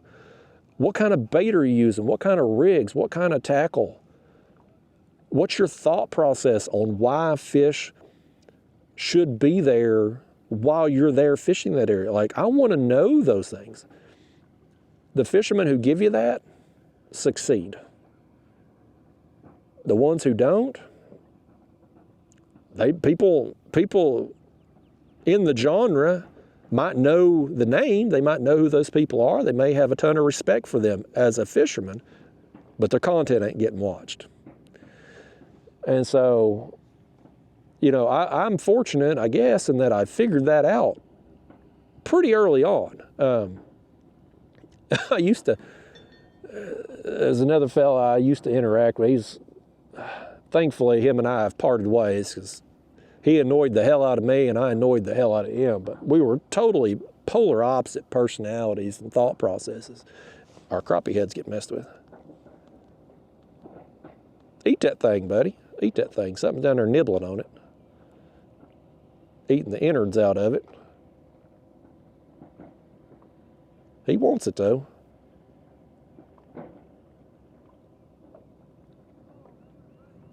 Well, I guess he's going, yeah, he's just down there nipping at it. Well, there he goes again. Oh, he got it now. There's our crappie head, folks. Call the law. One of you's call the law right now. Report me using a crappie head. I've made crappie fishermen and failed YouTubers cry all over the world right now. Got a barge coming through here too. I guess they're working on somebody's dock today. Or shoreline.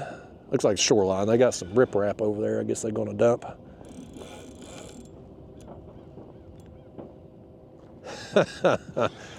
Yep. Put the crappie head on. It didn't take long. It didn't take long to get eat. Small fish for it too.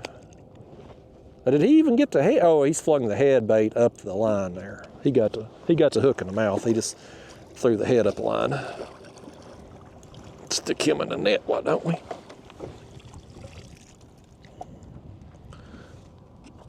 All right there, folks. All that slime off the line. You ain't really front camera worthy, fish. I was hoping we were going to get something. I still hope we do. That's front camera worthy on one of these, either crappie head or pieces of crappie. I can't get that dang hook. Okay, there we go.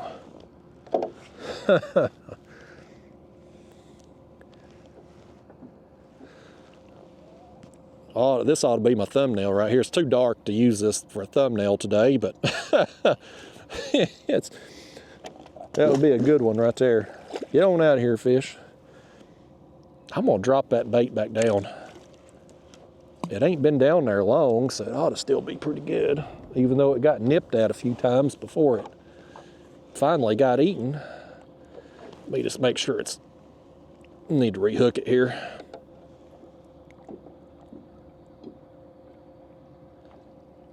There we go. That small hook, man, it's still able to hook that fish, but I do need a little bit bigger size for a bait that big.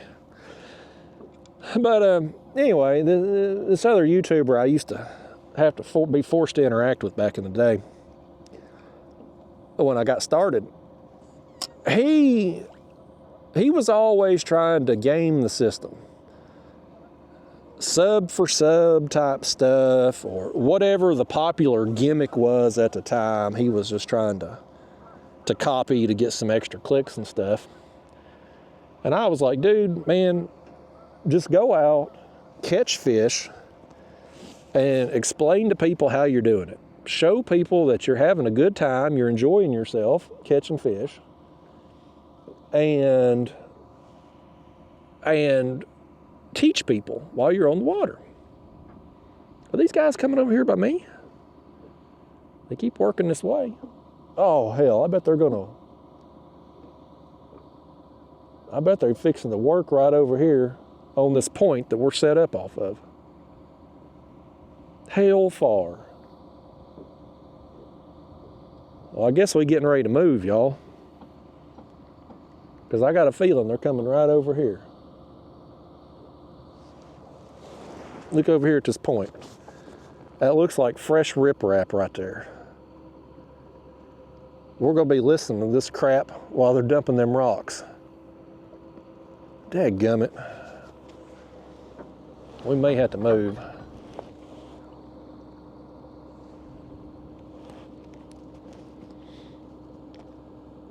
Do I need to get out of your way? You're good, man. Okay.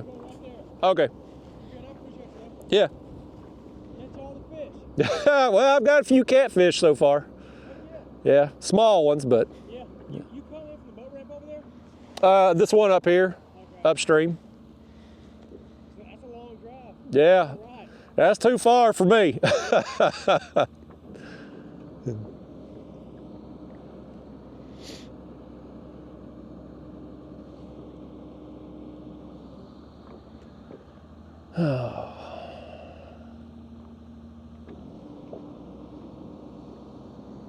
I think we're going to go ahead and move anyway. It's going to be real loud right here in a minute.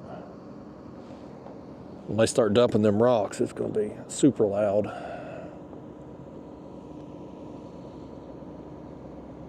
We'll see. We'll see what it sounds like. We may take off. I hate to leave the spot because we're doing good right here. At least with numbers of fish. There's got to be some bigger fish work through though. Has to be.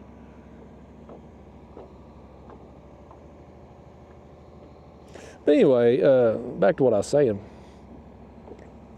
The other YouTuber, man, he was always trying to game the system, trying to gimmick his way to getting clicks. And I was like, man, dude, just go catch some fish, have some fun, teach people what you're doing, and the views will come. And here we are all these years later. I've kept doing what I do, catching fish, explaining how I'm doing it and having fun. And my channel took off and his never did. And I look around at other successful content creators in the fishing space, and there's commonalities between all of them. Everybody who's successful in this game You're either educational or you're entertaining, preferably both. I'm not all that entertaining, but I do try to educate. I like the crappie thing. Again, I'm withholding that spot because I don't want to burn it for myself, but I don't hold anything back. When you see me post a video, I'm not holding anything back. Like I'm not hiding stuff from you, like especially these unedited videos here. Like, I mean, that was one of the criticisms other YouTubers have used on me in the past when I edited videos all the time. Oh, well, he hides this, or he says he's doing this but does that. No, when you do these unedited videos, like you see it all. From the time we dropped anchor, put our baits on, like you all have seen everything in these trips. And I've done enough of these unedited trips that hopefully people know I ain't holding back on you. Like I'm not trying to hide anything from you. I'll share the knowledge and stuff that I've gained. I wish, honestly, man, when I was starting out, like I said, this was before YouTube, before social media, I wish I'd had that resource. I had to just learn by trial and error. Read something in a magazine or a forum, go try it, figure out where it works, where it don't. It took a lot of time, wasted a lot of time. Nowadays, man, people can shorten the learning curve very quickly with social media. You can learn so much before you ever hit the water. Like people go from being brand new to catching big fish on the regular very quickly now. I'm honestly envious of it. I wish it had been around back in my day when I was coming up, because I'd be a lot better now if I could have shortened that learning curve in the beginning. But I'm happy with how things have turned out. I mean, I take pride in what I've been able to accomplish and do, and the fish I've caught and stuff. So it's it's one of them things. Every generation has its, no matter when or where you were born, every generation is going to have, there's always going to be technology, progress forward, right? I mean, people that were born 100 years ago, hell, they didn't have TV, they didn't have internet. I mean, now you can communicate with people on the other side of the world. If you want to travel anywhere in the planet, you can be there within a day. It didn't always used to be that way, man. Back in the horse and carriage days, you know, them people would be so envious that we have cars. So, I mean, there's always going to be situations like that. The next generation, the best time to ever be alive on planet Earth is today. Tomorrow, the best day to be alive is tomorrow. Like, it's always, we gripe and complain and fight amongst ourselves on social media all the time. The governments pit us against each other with a lot of issues that seem like a big deal today, but probably won't be a big deal next month or next year, and keep us fighting. And it takes our eye off the prize, which is that we're living in the best time in the history of Earth. The human race has never had it better. And I'm not speaking for all individuals on Earth. Obviously, there's going to be some people that's in bad situations, having bad times right now. But just as in general, just humans in general on planet Earth today, we're way better off than we were 20 years ago or 50 years ago or 100 years ago. I mean, hell, kings and queens that lived 200 or 300 years ago, the richest people on the planet at the time, had all the wealth, all of that. Man, they didn't have air conditioning. They didn't have heat other than a fire. They didn't have easy access to food. Healthcare was non-existent. I mean, go back in time to Civil War days. People would take a bullet and they would have their arm amputated or leg amputated. Now that still happens in some cases, but oftentimes, man, they'll have surgery and be able to repair the wound without losing a limb. Man, back in the Civil War day, how many people lost arms and legs and all that? And oftentimes it wasn't from the wound itself, it was from the infection. Because people didn't know back then. Nobody washed their hands. Nobody was using anything sterile during the procedures. They were sticking their dirty hands in open wounds to dig bullets out. People get infected, went septic, died. We're just so much better off today, in general, the human race today, than what we were 10 years ago. And 10 years from now, everybody's fear-mongering over AI. I have no idea how AI is going to affect things. I have no idea. But even though I'm pessimistic by nature, I have to believe that the human race is going to be better off in 10 years than we are today. So the best time to be alive is now. The next best time to be alive is tomorrow. And I'm going to try to keep myself alive as long as I possibly can. At least as long as I can be healthy anyway. But I mean, part of me does, society's better now in a lot of ways, and it's worse in a lot of ways too. As great as social media has been for being able to reach people, communicate with people in real time around the world, and it's certainly been great for somebody like me who's been able to capitalize off of it and quit a job I hate to make more money doing something I love. I've really benefited from social media, but it's been bad for humans too. It does create a lot of bitterness amongst people. Talking today about the crappie stuff, man. It's just, if social media didn't exist, there wouldn't be these people trying to attack others online for their own personal gain and stuff. That's just part of the negatives of social media. There's good and bad with everything. That's true of anything in life. But I think overall, when you look back in time, all the progress that humans have made, it's been a net positive. We've got better health care. People are living, just, again, go back to the kings and queens thing.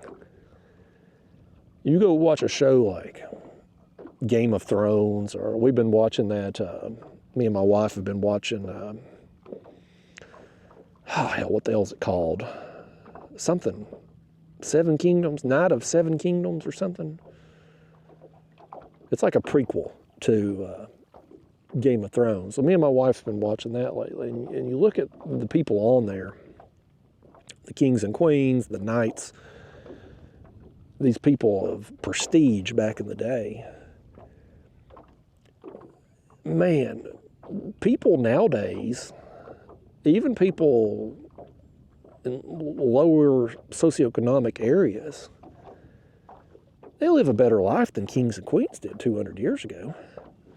They've got access to health care. Housing's better, transportation's better, education's better. Everything's better today. The poorest people today still can live better than kings and queens of 200 years ago. So, I think overall it's been a net positive for the progress that humans have made. Now, there's time, man. I get on social media and I scroll through and look at random stuff. Sometimes I get tagged in stuff, and I just lose all hope for humanity. But when I really step back and look at the big picture, I think we're in a really good spot as human beings. We're really fortunate to be alive when we are. Boy, I hope this over here ain't going to be real loud. The wind has spun us right into, facing them too, so it's going to be, if the wind had us spun the other way, my back would be to the noise, so therefore the microphone would be blocked from it a little bit. Right now, it's going to be real loud right into the microphone, I fear. If it gets too loud, we're going to move. I'm glad I didn't take this hoodie off too, because now that this wind has started blowing, I'm getting a little chilly.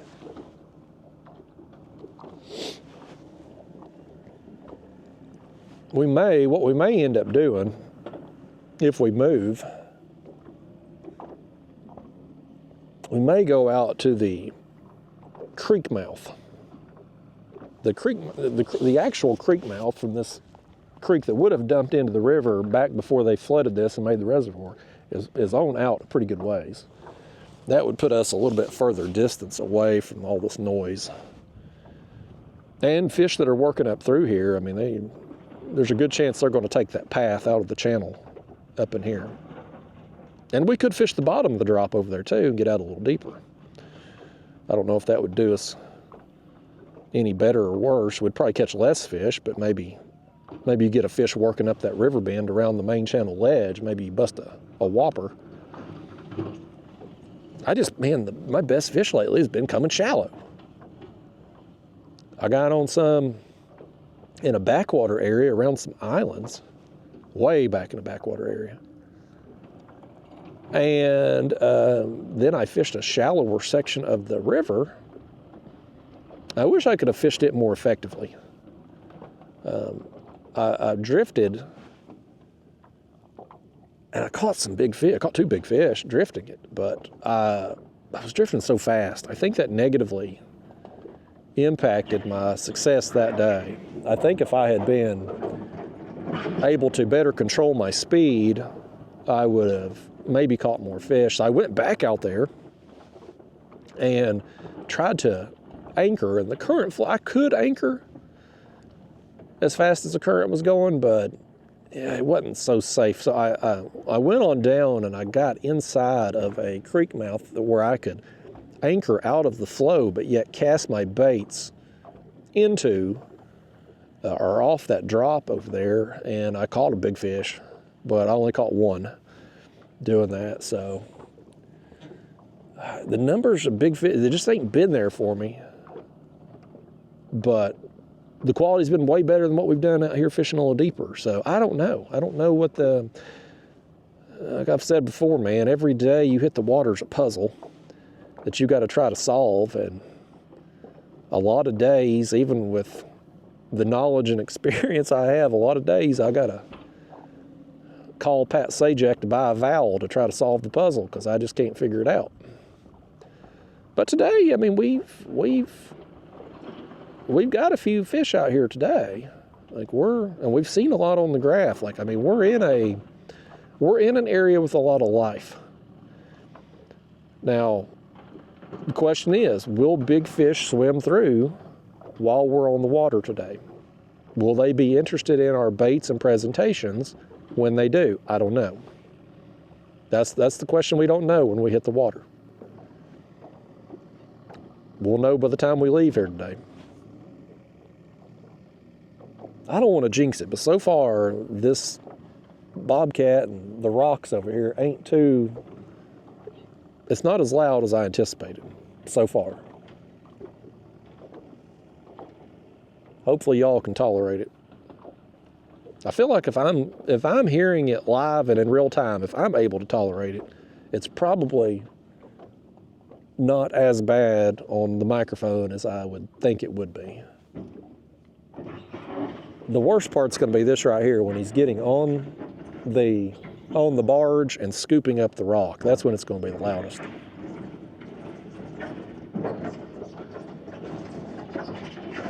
I can't imagine how much that kind of thing costs. Like, to bring in a load of riprap, I would assume the homeowner probably done that, because it looks like they've put down tarp there that the rocks are going to, probably to control weeds and stuff up there too, and shoreline erosion on the property. All these wake boats and houseboats and stuff that blow by, they put off these huge wakes and cause a lot of shoreline damage. So, but I mean, to hire, first off, the rock itself is pretty expensive these days. I had my driveway redone there, was it last year or the year before? And boy, the price of rock has went way up. But to have not only the price of the rock, but then the barge to haul it over here, Boy, I can only imagine. But I guess if you got a 3-story house on right on the lakefront, you got some expendable money. They probably ain't sweating it. Here's what I think I'm gonna do. Let's switch out our baits right fast. I'm gonna take that crappie. It got hit 2 or 3 times there before the other fish finally got it. So I'm gonna take a chunk and put on. This is the same one that we put on the board earlier.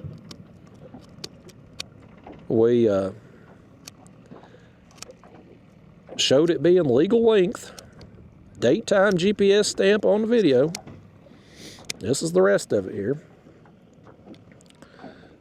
I'm gonna just take and put a chunk on the left rod, and then we're gonna put another, let me put a gizzard shad head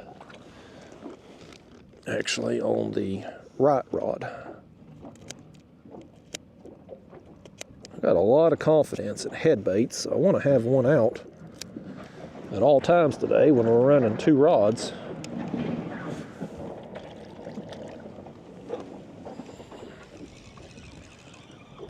That guy on the barge was asking, or I was talking to him there, when he rolled by. I said I was catching them fish, and we ain't caught one since they rolled up over here. They might be bad luck for us. Yeah, I'll toss that head over there. I may run that hook just like that. Give it way more hook points exposed right there, that smaller hook. That small of a hook on a large fish is really something I would have never considered 5 years ago. But now I've gotten a lot of confidence in those hooks. The thinner wire is easier to penetrate with the lighter tackle rods, and in the kayak too, because the kayak's going to give a little bit when the rod goes down. And so far, I'm not bending them on big fish. Of course, having your drags loose helps with that also, certainly. But I've gotten a lot of confidence in it. There's another content creator called Catching Dinosaurs. Fellow's name's Henry. He's down in Texas, and he fishes for alligator gar. Big alligator gar too. I mean, I'm talking them 6-7 footers. But anyway, he's been a big advocate for alligator gar, and because apparently down there in Texas, bow fishing for them is it's a big thing. A lot of them guides apparently do guided bow fishing trips for the alligator gar, and of course in that situation they're basically they're shooting them with an arrow, and then that's it. That's game over for the fish, Whereas Henry, he's down there catch and release, rod and reel. And so he's been a big advocate for, boy, just like that, we dropped that crappie down, and we already had it get tapped right there. But one of the things that he does on his content is he tries to educate people about alligator gar and ways to catch them and stuff. And one of the things that really caught my eye with what he was doing was he was using tiny hooks. I mean, you're talking about fish that are 6-7 foot long. I mean, these massive alligator gar. And I think he was using a number 1 or a 1/0 size hook to get them with. And I think, and don't quote me, but I think the rationale on that was, like, if he did hook them deep, that smaller hook is going to be better for him than a big, large treble hook type ordeal. And so, but anyway, the takeaway I got from that was, I'm like, well, man, if this guy is catching those huge powerful fish on those tiny hooks. Well, why can't you catch a catfish on a big catfish on them on tiny hooks as well? And of course, the thinner wire, like I said, it's just going to be easier to stick a fish with, stick them past the barb. Whereas if you're using a big, thicker wire hook like I've used for years, man, the give in your rod, the give in the kayak, the stretch in the line, depending on how the fish got the bait and the hook, like it can be hard to get a good, proper hook set on the thicker wire hooks. The thinner the wire, the easier it is. So I've tried to get Catfish Sumo for a long time to make me a thinner wire hook that's larger in size. I was trying to get them to do that long before I got into the light tackle stuff. I always got pushback because let's say you get a 10-aught size. That's what I would normally use on my heavy gear, a 10-aught size hook for the heavier gear, big baits and stuff. And I use the mustad hooks now, the thin wire, the fine wire. But even though they're called fine wire, I mean, they're still pretty thick. They're a thinner wire than a lot of comparable hooks in the market, but I mean, they're still a thicker wire. And so I'd pestered Catfish Sumo forever to make me some hooks that are comparable size, but maybe half of the wire diameter. Oh, right here. That piece of crappie. This is a better one right here. This is a better one. That crappie just got crushed, man. This is a better fish. Okay. We're gonna take our time here, folks. We just gonna hang on and enjoy the ride. Enjoy the pull. Oh no. Oh man. We ain't gonna enjoy the pull very long, are we? Oh man. I think he got the bait and not the hook. He probably got the bottom half of the bait and took it down, didn't eat the whole thing. Dang, man. That was our biggest fish of the morning right there for sure. Hopefully he's still around. We didn't stick him with the hook, so maybe he'll come back for it. Dang, man. But yeah, like I said, I've tried for a long time pestering Catfish Sumo there to make everybody some thinner wire large hooks. And I always got pushback because here's what's going to happen. They make a thinner wire hook. People are going to run them on the really heavy line. They're going to have their drags locked down like we normally do with the heavier tackle stuff. I mean, I normally have my drags really tight because, I mean, I've got the heavy line.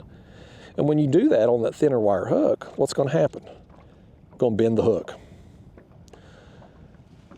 Then all of a sudden you got people all over social media saying, hey, I bought these new hooks. They keep bending. These hooks are crap.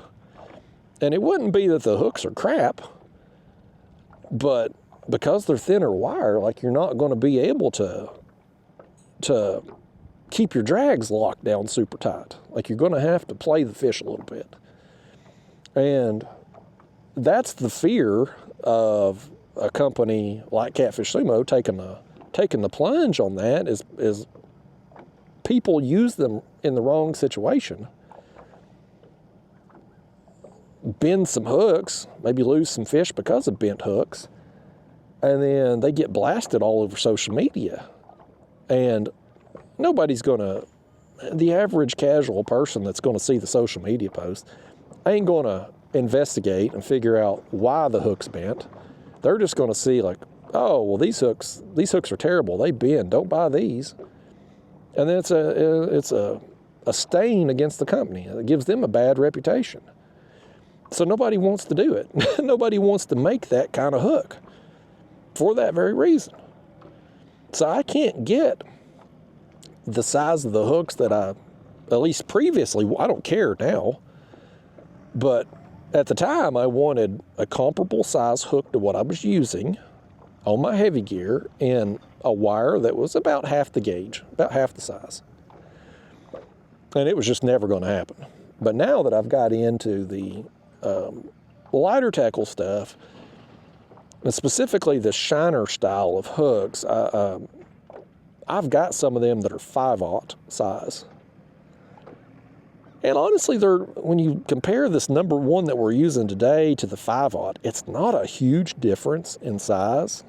A little bit thicker wire, but the actual hook itself, the gap in it, if you will, it's not that much bigger. But it is some bigger. And like the other day when I was dragging with the light tackle rods, I had a 5/0 size on the hook, and I was using a big crappie head, like a 12-inch crappie. And that 5/0 size was fine for it.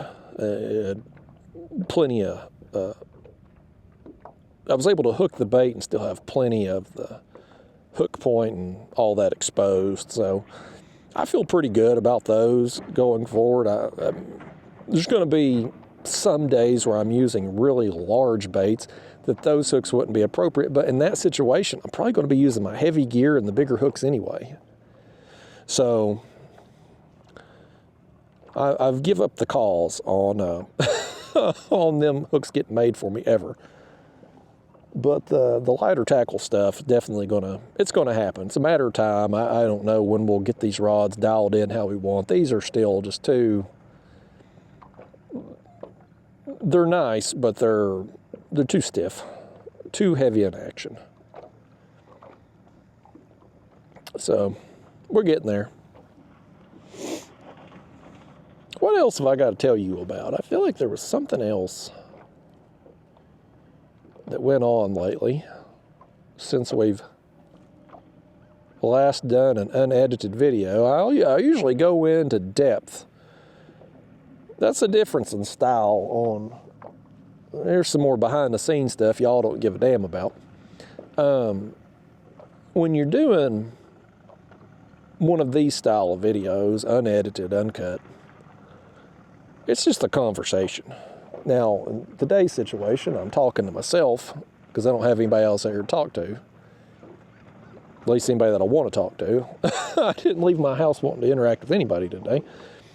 But you get the point. A video like this, it's more of a podcast style, long-form conversation.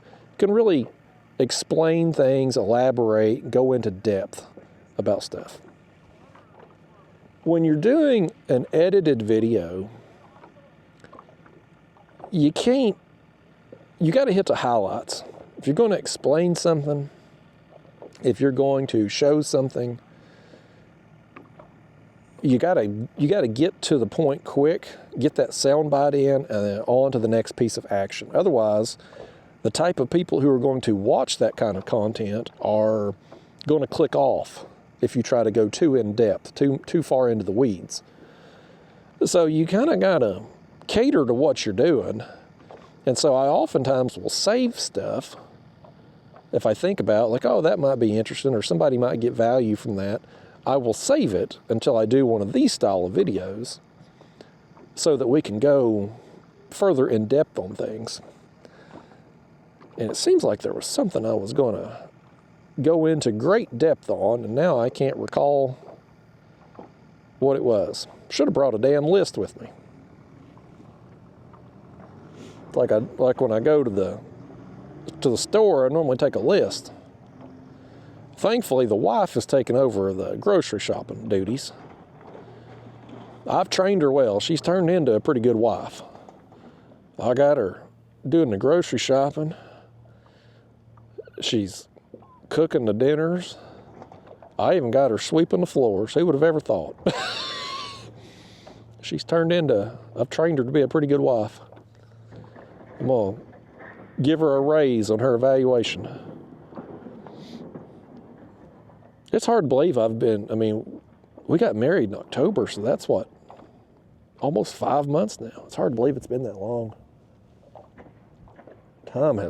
Time flies, man. That's the one thing technology can't change. All this progress we've made as a society, all the advancements, can't stop Father Time, man. The calendar keeps rolling by. Clock keeps ticking. It's got to make the most of whatever time you're fortunate enough to have. One thing I've tried to do this year, this winter specifically, kind of on that topic, I have, in the past, my whole life, and this has been a blessing and a curse at times, depending on the situation, but I've always been very kind of tunnel vision. If I'm working on something, if I'm working toward a goal, I'm all in on that. Like whatever I'm doing, everything else kind of is on the back burner. Everything else kind of gets pushed to the side, and I focus on the task at hand. There's been times where that's been very beneficial. When I went to nursing school the first time, to be an LPN, then when I went to nursing school the second time to be an RN, being able to lock in and get stuff done, very helpful. When I got hurt, I was in that car wreck back in 2007, got hurt, man. Once I was healed enough that I could start rehab, physical therapy, I hit it hard, man. I went after it, attacked it, try to get back to normal. So in those situations, having that kind of tunnel vision mentality is great. You lock in on a goal, you go achieve that goal. Nothing else matters. And I kind of done the same thing with YouTube. Not in the beginning, because it was just a dumb hobby in the beginning, but as time went by and the channel kind of took off, and I was able to turn this into a job, man, I locked in. And everything in my life came second to getting content. And that's not a bad thing. I mean, I spent more time on the water. I spent more time doing a hobby or fishing, an activity that I enjoy. So it was great from that perspective. But when your goal every day is to get content, it can impact other parts of your life. And unfortunately, my wife, man, I mean, she's been understanding through it all and very supportive. But there's times where she got put on the back burner. That even when I was present with her, my mind would be thinking about a video I need to edit, or being pissed off because I had a bad day on the water and didn't get content, or whatever the situation. You know, I would be present, but mentally somewhere else. Physically present, mentally gone. And one of the things I've really tried this winter, the days where, and I still get pissed off. Like if I leave the house to go film a video and don't get a video, I still get pissed off at that. I do feel like a failure on those days. And it happens. It's happened a lot this winter. But the days that I can't go, maybe it's too damn cold, I'm not going to get out there, or it's too windy, or it's pouring down rain. On those days, in the past, I would be just kind of, be like, damn, you know, I'm behind on content, can't get out there, or whatever, you know. I'd just be bitter about it.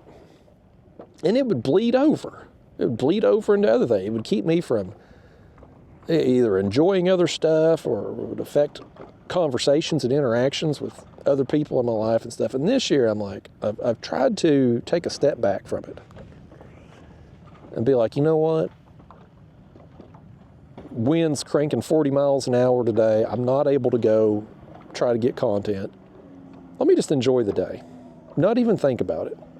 Not even think about the fact that I'm out of content, I got nothing to post. Just enjoy the damn day. I've really tried to, I haven't been successful at it every day, but I've tried. I've made a conscious effort to it. And that's one of the things I've really, I don't want to say I've failed at it in the past, but I've struggled with at times in the past. Whether it be when I'm locking in, trying to get through school, rehabbing my injury there from the car wreck. Hell, when I was paying off my debt, man, I've told that story before too, how, man, I got to a point in life where I had it all. I had the college degree, I had the respected job, I had the house, the car, the motorcycle, all the toys. And yet I was miserable. I had it all. I had the American dream on paper, but I was in debt up to my eyeballs to pay for it. I was paycheck to paycheck. I had a nice house. Well, I mean, it's nice to me. It probably ain't compared to these people over here behind us. Got a 3-story mansion on the river, but it's a nice house to me. But all I was doing was sleeping there because I had to work all the damn time to pay for my lifestyle. I had the car. Well, the truck at the time. I had the truck. I had the motorcycle. I had the boat. I didn't have time to use any of them. They sat in a damn parking lot or in a driveway because I was either at work or at home asleep. That's all I could do. And I'm like, man, is this it? Is this the American dream, really? You have all these things and you can't afford any of them and you don't have time to use them? Like this, I just wasn't happy. And so I got a book, a friend, a coworker at the time, put me on to Dave Ramsey, Total Money Makeover book. And I read that book. And it just resonated with me. I'm like, one, I can do this. Two, I want that freedom. And so I set out on a mission. I sat down, laid out all my debt, house, vehicle, student loans, credit card, you name, I put it all out there. And I figured up, I'm like, okay, at my current salary, what I was at, and the amount of overtime I could get, it was going to take me 6 years to get out. So I created my 6-year plan and I went to work on it, man. And I was, man, every hour of overtime I could get, I took it. There was one point in time I worked 59 out of 60 days, 12-hour shifts at night, ER. I worked as a nurse, I worked ER. I mean, I was like a damn zombie walking dead, but I mean, I just kept going with it, because I mean, I had a goal. I was working toward a goal. I had that tunnel vision. And everything else in my life took a back seat. Everything. Relationships, friendships, anything else, because I mean, I was working toward that goal. Now, fortunately, I ended up finishing sooner. I left my job at home to go be a travel nurse, which had a higher wage, of course. And so I was able to complete everything. It took me about 4.5 years. But I just started knocking it out. And I followed Dave Ramsey's plan. I didn't look at necessarily the interest rate on the particular loan. I looked at the smallest amount. And his snowball method. So it was like my student loans. I had a bunch of different, you know, when you get student loans, it's like it's not all one loan. Like you get a loan for books and a loan for this, and you end up, by the time you're done, you get out of school, you got 56 different loans. So I would just take the smallest one, all my extra money, put toward it, get that paid off, all the extra money toward the next smallest one. And you start racking up wins. And again, if a person has the discipline, then the smartest thing to do, financially speaking, would be pay off the highest interest first. But The Dave Ramsey plan, you take the smallest debt first because, and the rationale behind it, it really resonated with me while I was going through it. When you take your smallest debt first, but you build an emergency fund first, then you start working the debts. But when you start knocking out, like them student loans, I can't remember how many of them I had, but there was a bunch of them. Some of them might be a few $100s, some of them might be a few $1,000s, but I mean, still, every time I would knock one of those out, it was such a feeling of accomplishment. Like, it was such a great feeling. You start stacking those wins and building that confidence, and it just motivates you to keep going. And it keeps you on the path. And so by the time I got down to my house, which my house was the biggest debt that I had, of course, but by the time I got down to where I only had my mortgage left to pay off, I had built so much confidence and had so much momentum going that even though that mortgage amount was so big, I just kept whittling away at it, man, whittling away. And it took me 4.5 years, and I paid off everything. I worked a ton of overtime. I pretty much gave up my life during that time period, which was a gamble. I mean, it paid off for me because I've been fortunate to live. I was 32 when I got out of debt. When I made my final mortgage payment, I was 32 years old. I'm about to turn 44 now. So 12 years I've been debt-free. The gamble with that is if I pretty much give up my life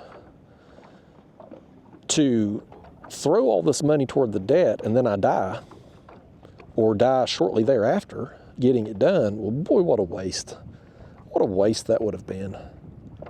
But if I don't die, and I'm fortunate enough to live hopefully a long, healthy life, then I might have 30, 40, 50 years of being debt-free. And I can't tell you, man, the freedom when, God, the feeling I felt when I made that last mortgage payment, I can't tell you what a relief that was. It was an ordeal to pay it. I'll tell you that. I had my mortgage through Bank of America. I didn't initially, but I guess they had bought my mortgage from the other company. So it ended up being that I was paying Bank of America my mortgage payments. And I got down to the end there, and I didn't owe much left, and so I went in to the bank well, first off, I tried to pay it online because I'd made all my other mortgage payments online. Well, it wouldn't let me. It wouldn't let me make the final payment online. So I go into a Bank of America, and I don't have a Bank of America in my town. I had to drive to Knoxville to do it.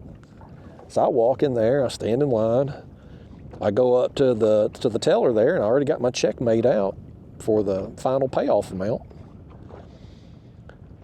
And she gets there on the computer, and she's like, "Oh, I'm sorry, I can't take this." I'm like, "What the hell?" She's like, "Yeah, this has got to be, it's your final payment. It has to be a cashier's check." And I'm like, "You ain't had no problem taking my checks the entire time I've had this mortgage. Like, what? But they wouldn't take it. So I have to then drive to my bank, get a cashier's check, then go back to Bank of America, stay in line." It was an ordeal. But man, when I finally got the hell out of there, what a sense of accomplishment, man. What an amazing feeling to just know that nobody owns my ass anymore. No matter what happens in life, as long as I pay my property taxes, which is bullshit, we have to pay property taxes when your property's paid off. It's a tax that never goes away. You never truly own your house with the way the property taxes works. I think Florida right now is trying to do away with property taxes, and I hope they do, and I hope other states follow suit. But what an amazing feeling that was, knowing that nobody can ever take that from me. Because when I got hurt, we got our crappie there getting messed with. He got it. He got it. Let's hope this one, he don't feel very good though. Okay, he's gone. Yeah, that one there didn't feel very big. I thought he might let it go. We need to fix that bait though, don't we?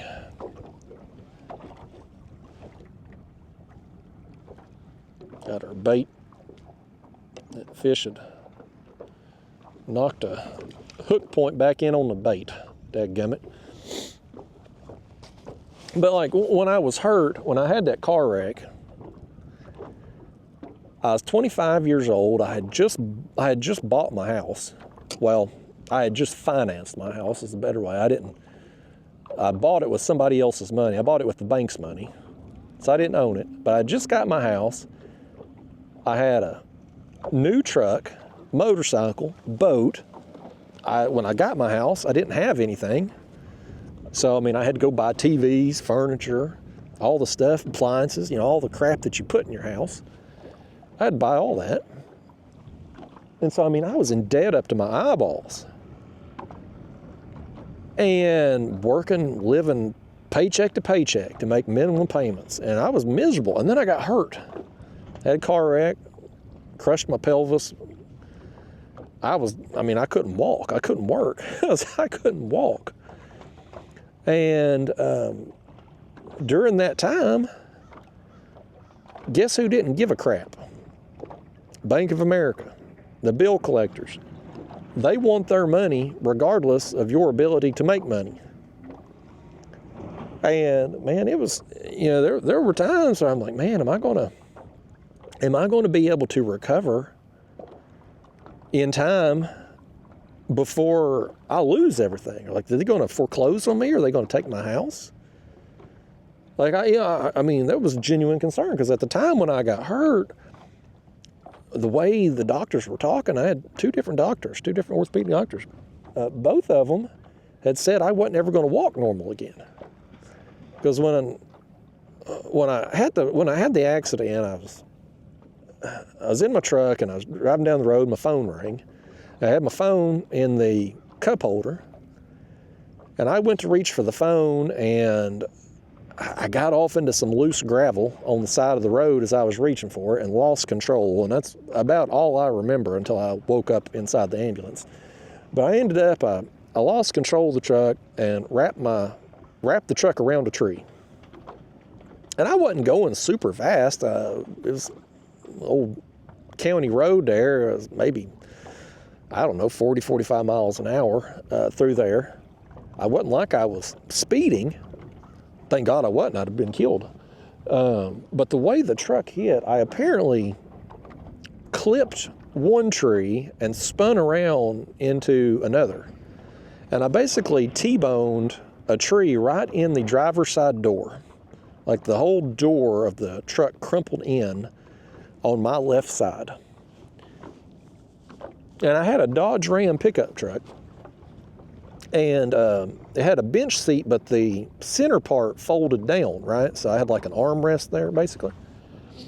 And so the tree, well, I hit the tree, you know, and it comes in, and there just wasn't any give. So my pelvis gave and broke in a few places. And when it happened, the head of my femur went through my hip bone.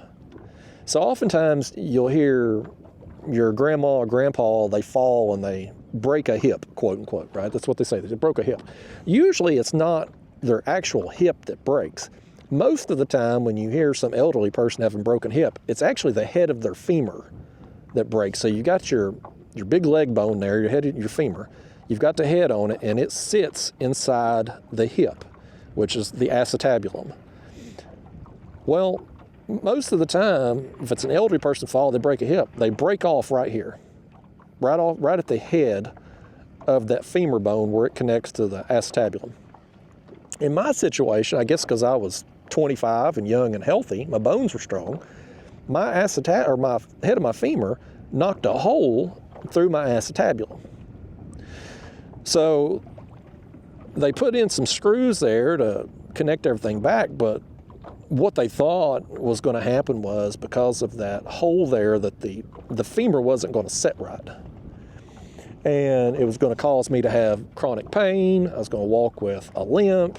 I was going to develop arthritis in the joint. I was going to need a hip replacement within a few years, what I was told. And so as a 25-year-old, man, you go from being invincible to being just an invalid. Really, I mean, right after the wreck happened, of course, I had surgery there on my hip and pelvis and stuff, but like between that, the lacerated spleen, broken ribs, all that, like I couldn't really do much for myself in the immediate aftermath from it. So like I went from being independent, healthy, on top of the world, invincible, to having to have my mom wipe my ass for me, because I mean I couldn't do it there in the immediate aftermath of this. And so it was really a low point in my life, and obviously a long rehab. I couldn't bear weight on my left leg at all. The wreck happened on August 11th, and it was November 8th that I was able to take my first step to put weight on there again. And I remember that date because that's my November 8th will forever be my Independence Day, because that's when I was able to begin the process of starting to walk again, at least without a walker or crutches, you know. So during that time period, from the time the wreck happened until November 8th, when I was able to take my first step, and even after that, when I first started rehab and not knowing if I was going to fully recover and what was going to happen, there was a lot of fear of what was going to happen. Was I going to lose my house? Was I going to get foreclosed on? Because I didn't know. I didn't know if I was going to make a full recovery. The doctors were saying I wasn't. And I was an LPN at the time. So, like, there's not a lot of desk jobs for LPNs. There's just not. Now, fortunately, I made full recovery, and I went back to school and became an RN. That way, if I ever did end up needing a hip replacement, which thankfully to this day I still haven't. I don't have any arthritis in there. I can't tell you when it's going to rain. I made a full recovery, thank goodness. But during that process, I was genuinely concerned about losing everything. And it was traumatic for me. It changed me mentally. It changed my perspective. And so once I recovered, I was like, I'm done being in debt. I'm not going to owe anything to anybody ever again. And it took a while, man, because I couldn't do that as an LPN. I had to go back to school, so I took on more debt in the short term. But I changed my life. As soon as I got out of school, man, I changed everything. The truck, gone, got a small car, sold the motorcycle, sold the boat, sold off all the toys. I cut expenses everywhere I could, man. I lived as frugally as possible because I never wanted to owe anything ever again. And so once I got out of debt, it changed my life. Man, it was such a feeling of liberation, of freedom. I can't even describe it. And so I see people now and stuff, they're working jobs they hate. The news stories and stuff, it's like credit card debts at all-time highs, people buying these cars they can't afford and stuff, and it's like, we do a lot of crap in this world to try to impress. What's the old saying? Don't buy crap you don't need to impress people you don't like. There's a lot of that happens. A lot of it that happens in this world. And I was guilty of it, but boy, I'm better for it now. Now that I don't have that mindset, I don't give a damn if people see me driving a compact car, which I got a truck now too, but I'm in a different spot in life now. Now, if I want to splurge on something, I can do it from a position of having it, not having to take on debt for it. Now, when I bought my truck, I did take on debt. I financed it, but not because I had to. I had the cash for it, but the cash in my account at the time was making over 4%. Now it's down to I think 3.5%, I think it is now, 3.5 something percent that cash makes. But I financed my truck at 1.99%. So the difference in the percentage rates comes out in my favor. I hate having a payment every month, but it's worth my while to have that payment. And I didn't have that payment because I couldn't afford to buy the truck in cash. It was just the smart thing to do at the time. But otherwise, I have no debts. The only thing that hangs over me really is just normal living expenses: food, insurance, electric bill, internet bill, just the recurring payments that you have to live your life. And man, once I got out of the debt, it opened up so many opportunities for me. Because once I paid off my house, once I made that last payment, I took some time off. As a travel nurse, when a contract ends, you're kind of a free agent. You can go back to work immediately if you want, or you can take time off between contracts. Like, it's kind of up to you. You do what you want. So I took some time off. And that time off led to me having more time to fish, which turned into this stupid YouTube hobby. The YouTube hobby then turned into a profitable hobby, which then grew big enough to turn into a job. That doesn't happen, folks. If I didn't make those changes in my life to get out of debt, I wouldn't be out here doing this crap today. I would still be working a job I hate, living paycheck to paycheck. As Dave Ramsey says, I had to live like no one else so that later I can live like no one else. I sacrificed a few years of working ungodly amount of hours to get myself out of debt, but making that sacrifice allowed me the freedom that I have now. And I'm glad I did. So going back to the original, I don't know how we got this far deep in the weeds, but the tunnel vision, like that tunnel vision, being able to lock in on a goal, in that case of getting out of debt, was great for me. I could tune out everything else sacrifices for the goal. But, my wife now, of course, she was girlfriend at the time, like, she got put on the back burner a lot while I was at work, while I was gone traveling for work and stuff. Like, she was the one that really made the sacrifice. And so now I try to be conscious of that. Like, I try to not let myself get too locked in, too tunnel vision, because I want to do better by her. Like, I want to be more present for her.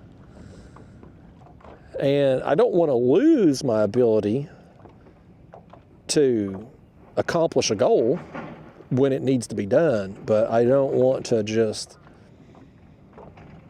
chase a carrot that don't need to be chased.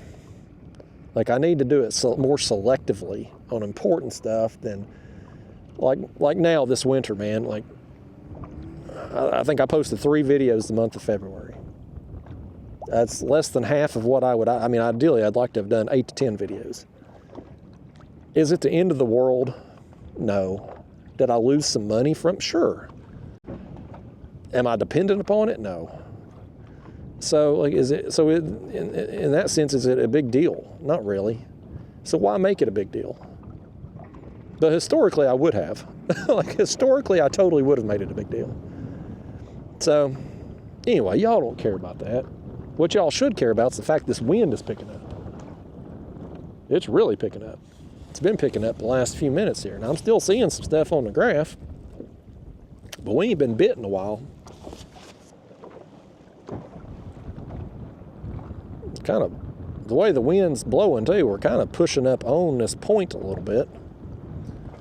Kind of swinging around, like, you can't really see the screen so nasty from throwing the cast net, but 37 feet.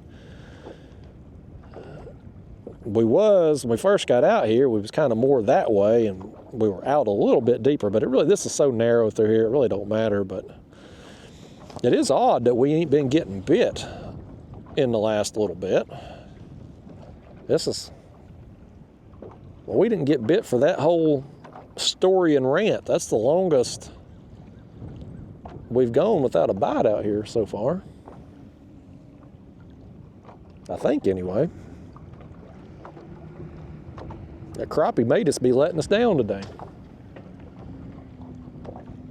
Could have kept that drum that we caught earlier.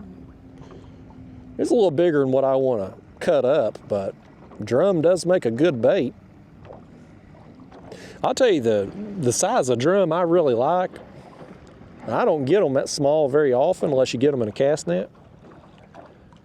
But like if you get a drum that's like 8-inch range, 8 to 10-inch range, boy, that makes a premium live bait.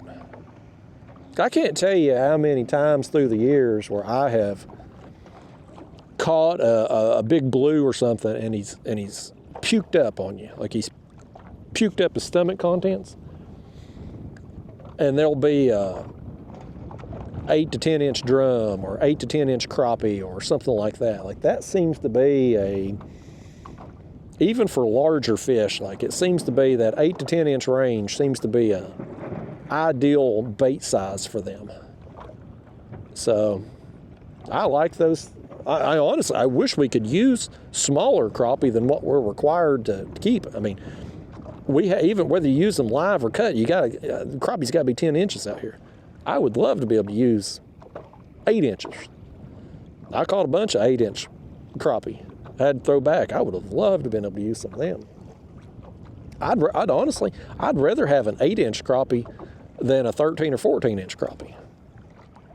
Because your pieces of cut bait, especially if you're using the head of a 13, 14-inch crappie, man, them things are they're massive.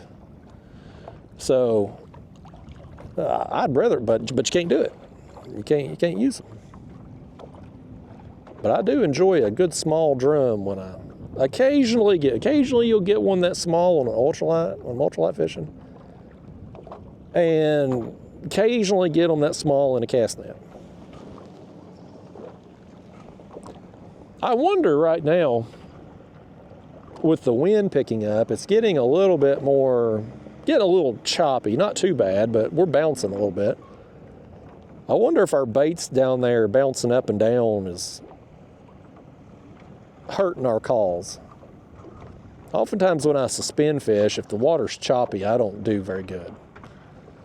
I actually, most days when the water is choppy, I don't suspend fish because of that. Just because, historically speaking, I haven't done as well. It's more of a calmer water technique when your baits can just kind of sit there. The herky-jerky bouncing up and down, it just seems to deter bites. Are you kidding me? We got a bass boat coming here, y'all. I think he's going to cut between me and the barge. I literally think that's what he's about to do.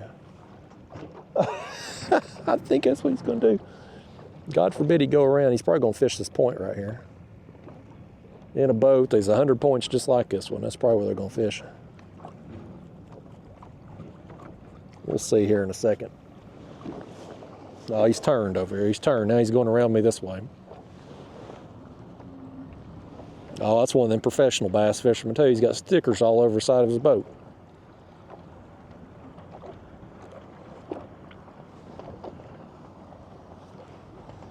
Yeah, he's going around this way. I thought for sure he was about to cut between me and the barge here. I wonder what them wraps like that on them bass boats. He's got his sponsors and everything on there, but I wonder, like,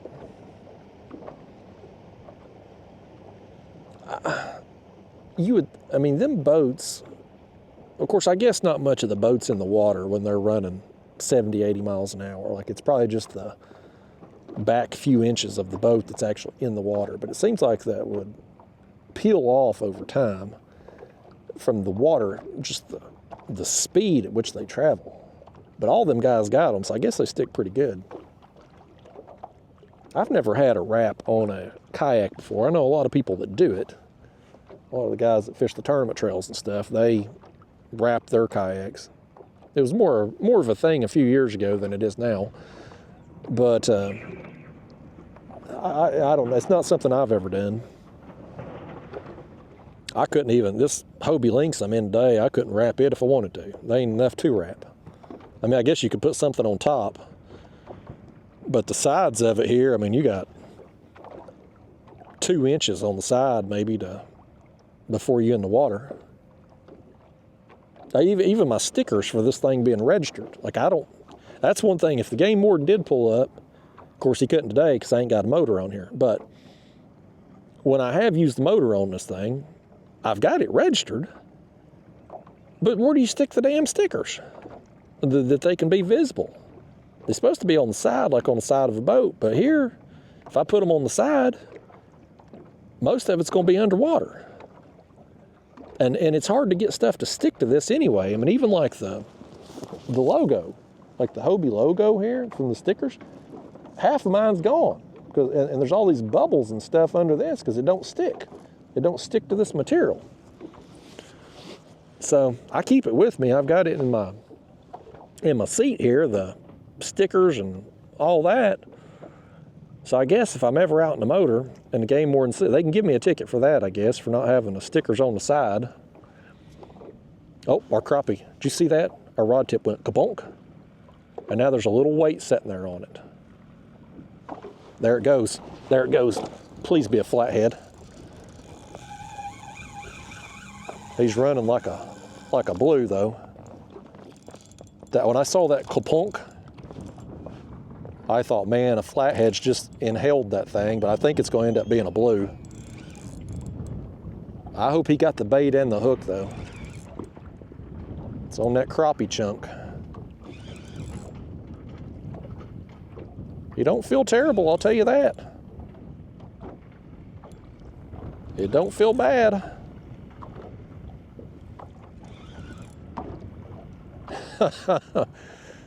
We've sat here a while now between fish, but places like this, man, it's a matter of time. Fish will work through. You put in enough time, a good quality fish is going to work through. I promise you, they're working up into the shallows in this creek. I don't know when, I don't know how many, but some of them are. This is pulling now. On the crappie. I can hear the tears hitting the floor right now.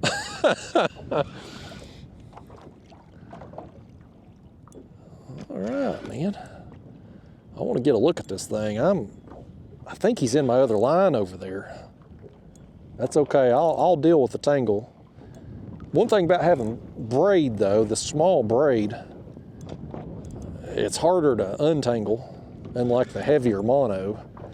So sometimes you have to end up cutting it more. Thankfully, you didn't get in the anchor rope though. That's the real. Yeah, that's a blue. He's a fun sizer.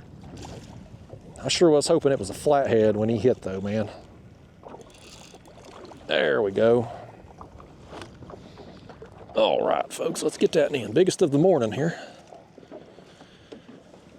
All right. Business just picked up. Nothing to write home about, but I mean, that's a respectable fish. Like I said, biggest of the morning. I'll give him some front camera time. Get that dang hook. Boy, he's hooked good. Get the dang pliers, y'all. One of y'all get them pliers for me. There we go. Yeah, we're gonna have to untangle that in a minute. Let me get this behind me here, get this net out the way. Let's hold that up here for a picture. I'm glad I didn't take my hoodie off, y'all. One, I need to wipe a snot from my nose with it, and two, that wind made it a little chilly. All right, old fun sizer right there on the crappie. All right, let's get y'all back here in the chest before y'all see snot dripping from my nose. It's gonna be warm this afternoon, but right now while it's cloudy and windy, it got a little chilly. I'm gonna get another one of these crappie right here. Let me get my measuring board now. Let's be all legal about this and stuff. This one here, buddy, he's close. He's all crooked there where he's been in my cooler, but I mean, that one is just over, head against the board here, just grazing past the 10-inch line. Like he's very close, but he is legal. So he's getting cut and he's going down. We're gonna switch back to a head bait, I think, on him. Take my scissors here. One of my channel members got me these. I got 2 channel members actually. DT Knox, Daniel there, and Scott from Texas. I had mentioned some scissors that I was using being dull as all get out, and they both sent me some scissors. So, what the hell's happened here? Where's my hook at? My hook's down here around my pedal drive, y'all. We'll get this out of the way so we can see. There we go. Goodness gracious, it's always a tangle somewhere.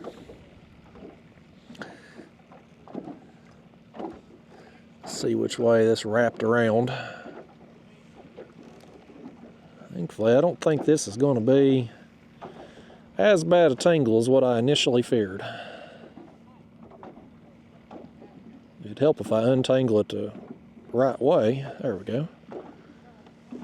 Okay.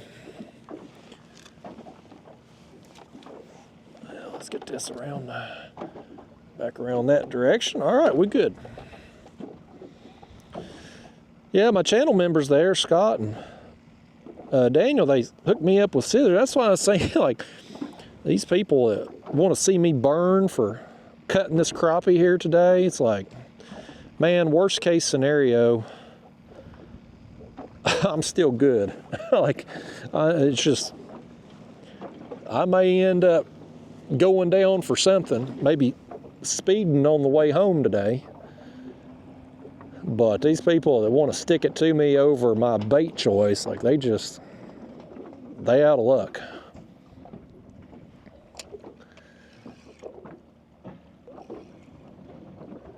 Yeah, we got that thing reset.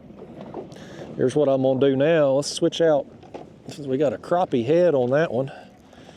Let's reel this one up and put on a midsection of that shad.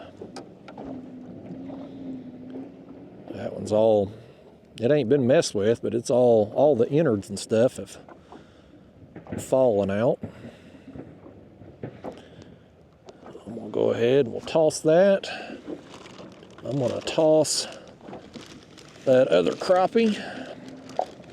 Where's the tail from it? Let's toss it too. So now again, we've got one crappie cut here. That's it. One crappie. Okay. Yeah, let's put this piece of gizzard shad down there. Yeah, again, like circling back to the laws and stuff, like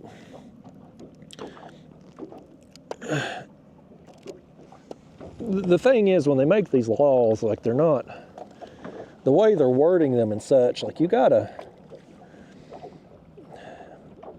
need black and white. When it comes to rules and stuff, like there has to be black and white. Like you can do this, you can't do that. A lot of these game and fish laws, man, they're just not that cut and dry. And so, fortunately, again, they don't care. I've been doing this for years. It only matters with the crappie fishermen who get upset about it and other YouTubers who want to profit off of it. And listen, I'll be the first to admit, I've profited off of it too. Because every time I do a video using crappie for bait, it seems to do well on the social media and stuff. But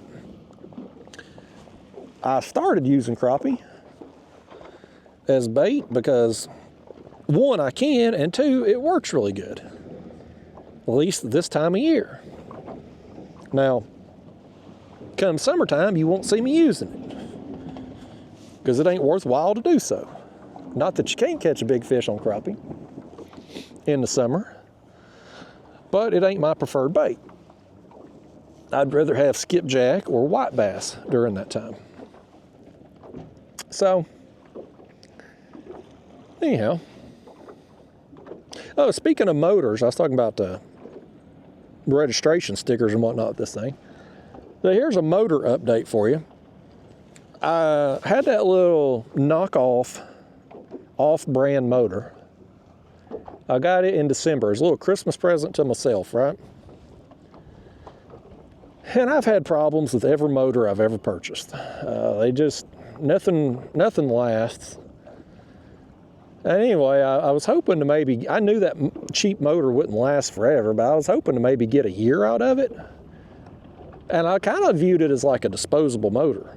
I was like, man, if I could get a year out of this thing, and just replace it once a year, it's going to be way cheaper than the better quality brands. Or, well, not to say better quality, better name brands. I don't think they're any better quality.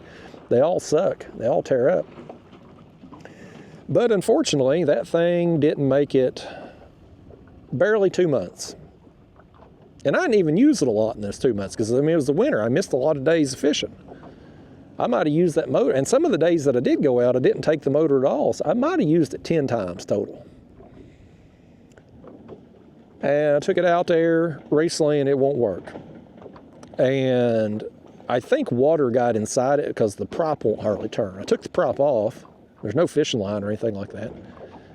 But the prop will barely spin. Like when you take your hand to turn it, like it'll barely move. I think it's just seized up in there. I think water got in there and it's seized up. So it's junk. I'm trying to do a warranty claim. In fact, I'm probably going to get a call. I may have already got a call. Who knows? I ain't checked my phone.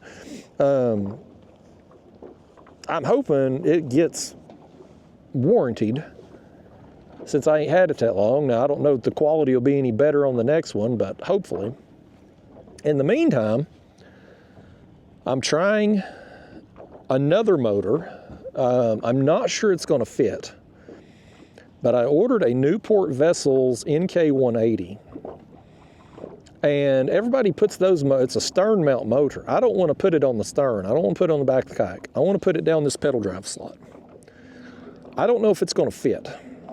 Like that's the thing, like getting say a 30-pound thrust Minn Kota Endura.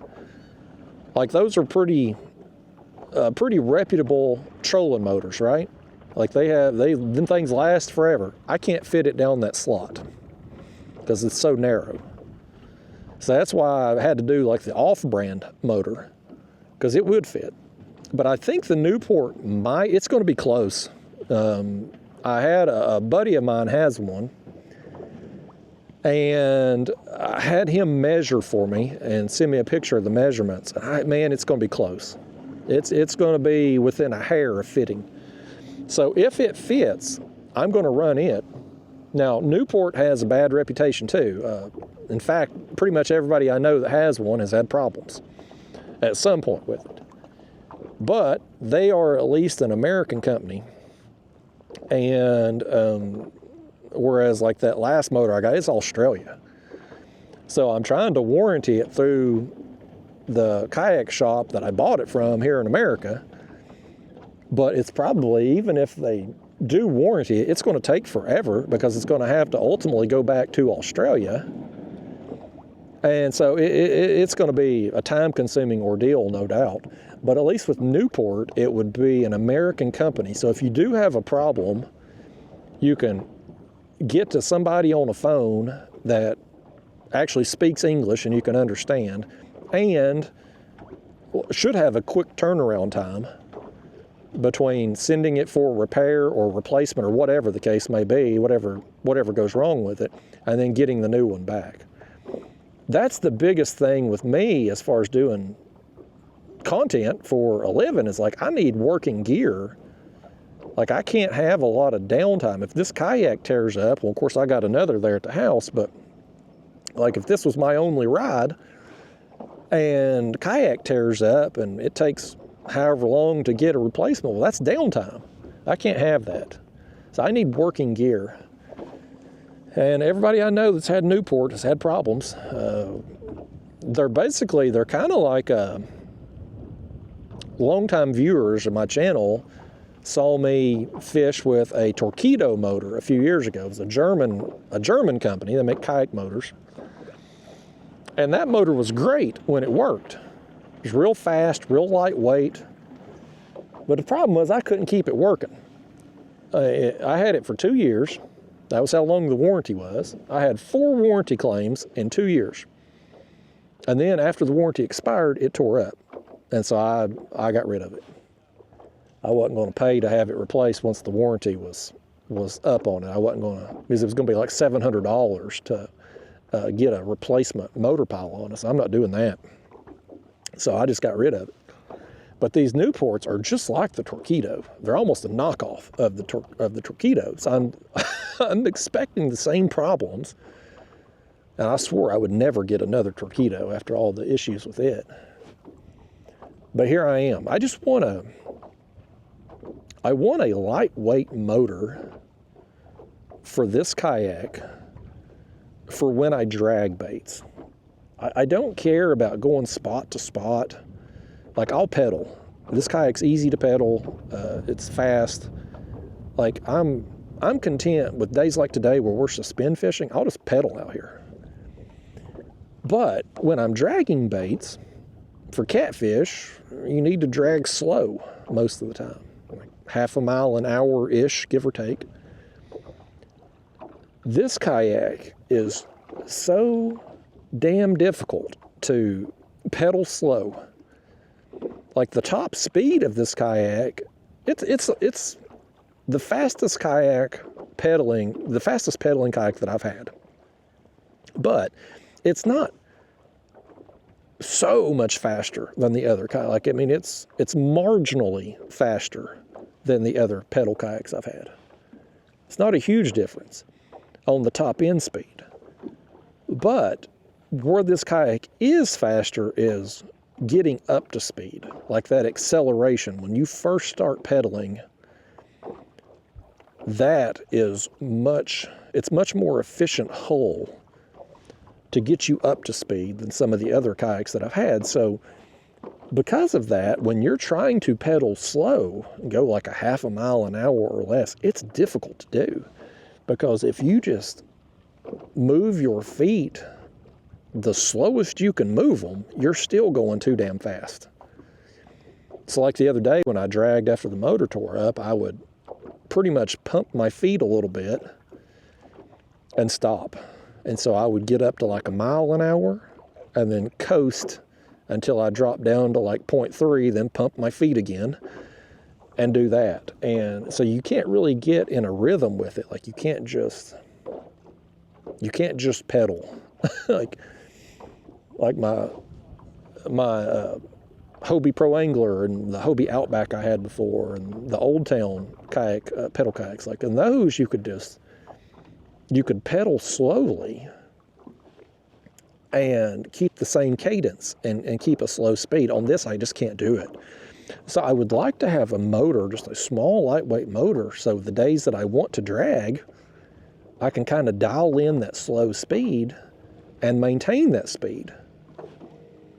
Because even doing like what I was doing the other day, where I just pump my feet and then kind of glide, you get distracted. Like when you go 30 minutes, an hour between bites, which is going to happen sometimes. That was happened out here today.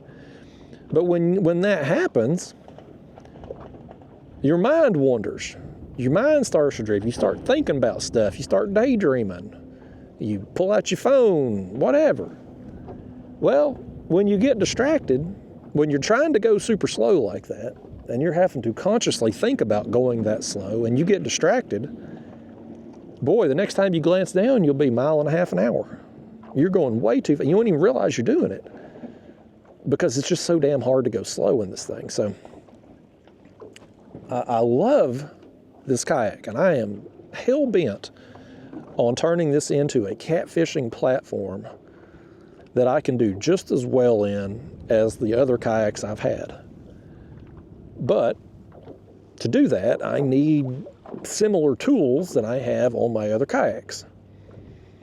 So the latest thing we're going to try is the Newport motor. So I've ordered it. It's supposed to be here in a few days. I'm going to open it up and see if it fits. If it fits, then I'm going to order a battery for it. I didn't. The Newport motors are a 24 volt system. Well, the model I got anyway, the NK180 Pro, it is a 24 volt system. I don't have a 24 volt battery, so I'm going to get one. But here's the thing: if I take the motor out of the package, it don't fit. I can send it back. Newport has and I looked into this before I purchased it to make sure, but they have a 30-day return, no questions asked type thing. I think it's 30-day trial, I think they call it. You can send it back for any reason within 30 days. So if I get it and it don't fit, I can't fit it through the pedal drive slot, well, no big deal, I just send it back. The batteries, though, you can't, and I'm not going to buy the Newport brand batteries. They're way too expensive, too overpriced for what they are. I'm just going to get one on Amazon because those Amazon batteries are made in the same factories as all the name brand batteries. The other ones I've been running have done just fine on my other kayak. But those are no returns, no refunds. So I don't need a 24 volt battery otherwise if I can't use it with this motor. So I got to wait, get the motor, make sure it'll fit. If it does, then I'm going to order the battery. Of course, it'll be shipped by ground transportation, so it'll take a few extra days. But hopefully, if this thing works out, I'll have it up and going within the next 2 weeks. I'm going to just put those Newport motors, they come with a mount for mounting on the back of the kayaks, right? Like it's a metal mount that screws into the 4-bolt area there for the power poles. Most all kayaks, even this one, like this back here, you can maybe see that power pole mount there. All kayaks pretty much these days have that, and that Newport base will go into that and be off the back. Now, I don't want to put it off the back of this kayak because I'd have to eliminate the rudder. I'd be fully dependent on the motor at that point. I don't want to be dependent on a motor because most of the time I ain't going to run it. I only want to run it when I'm dragging baits or if I'm making a really long run somewhere. So I've got it's basically a 3D printed mount for the other motor, which I'm going to just take it off and put it around the shaft of the Newport motor and put down in that slot.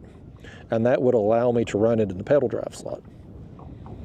And the Newport, it's got like a little, well, it looks just like the Torpedo throttle. It's a throttle box, and it's got a lever that you push.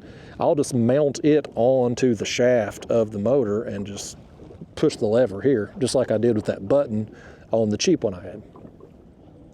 So that's the motor update. I'd like to honestly get away from motors altogether. It's just, boy, it's real helpful in certain situations. And that cheap one, it only weighed 6 pounds. So between it and the little lithium battery, I was under 20 pounds. Like, it didn't really add weight to this thing, so it wasn't too bad, and it wasn't super fast. But it was fast enough for what I wanted to do, because really I didn't care about the speed, the top speed. I cared about the slow speed. And so we'll try the Newport. we'll try it. Hopefully it'll fit. No promises. I think it will. But for some reason, when Hobie made the Hobie Lynx,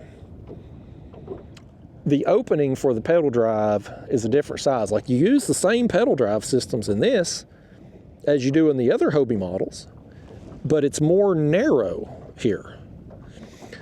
I don't know why they done that.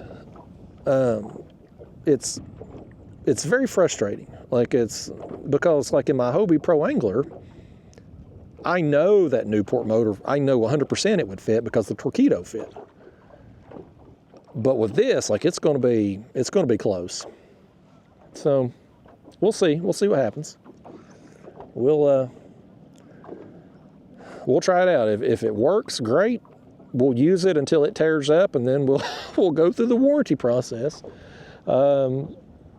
If it don't, well, we got 30 days. We'll send it back. Well, one of the things they offer too, I found this interesting when I made the purchase there. I ordered it from Newport's website. I didn't order through like Amazon or a third party. I ordered directly from the company. It gave me an option for an extra $5, I think it was $5.49 or $5.99. I was able to get free unlimited returns.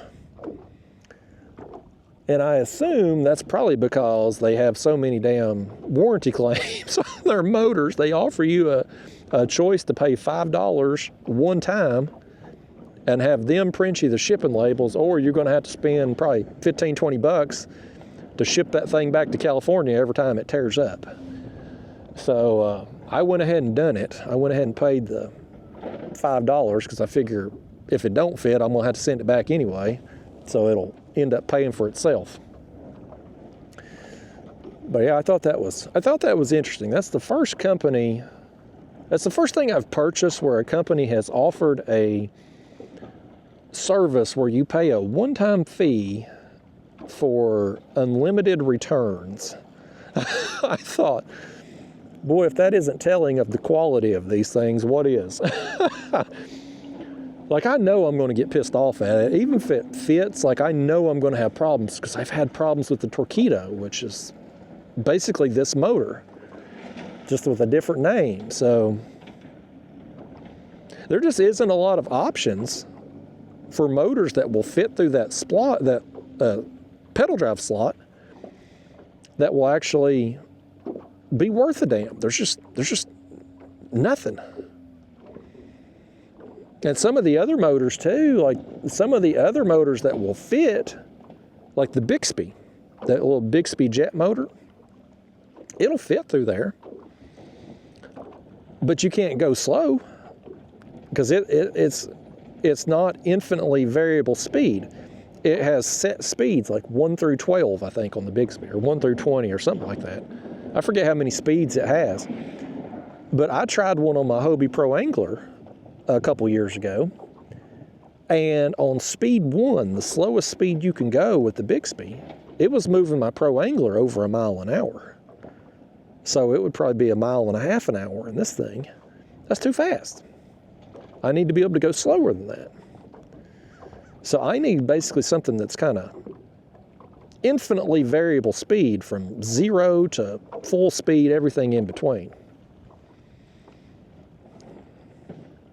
Tough to find, man. Tough to find. I'd really hoped that cheap knockoff motor, I knew it wasn't going to last forever. But boy, I sure thought it'd last longer than 2 months, especially when I barely used it. I might have used that thing 10 times at the most. Because part of my trips this winter, since I've had it, I was just with the pedals. And I didn't even fish that much. So, like, I don't know, man. I don't know why they can't properly seal them things. Look at all this bait work. Well, you probably can't see because of the glare, but a lot of bait right there on bottom right now. Yeah, I don't know why. I mean, I know these companies, these motor companies, they don't want their stuff lasting forever.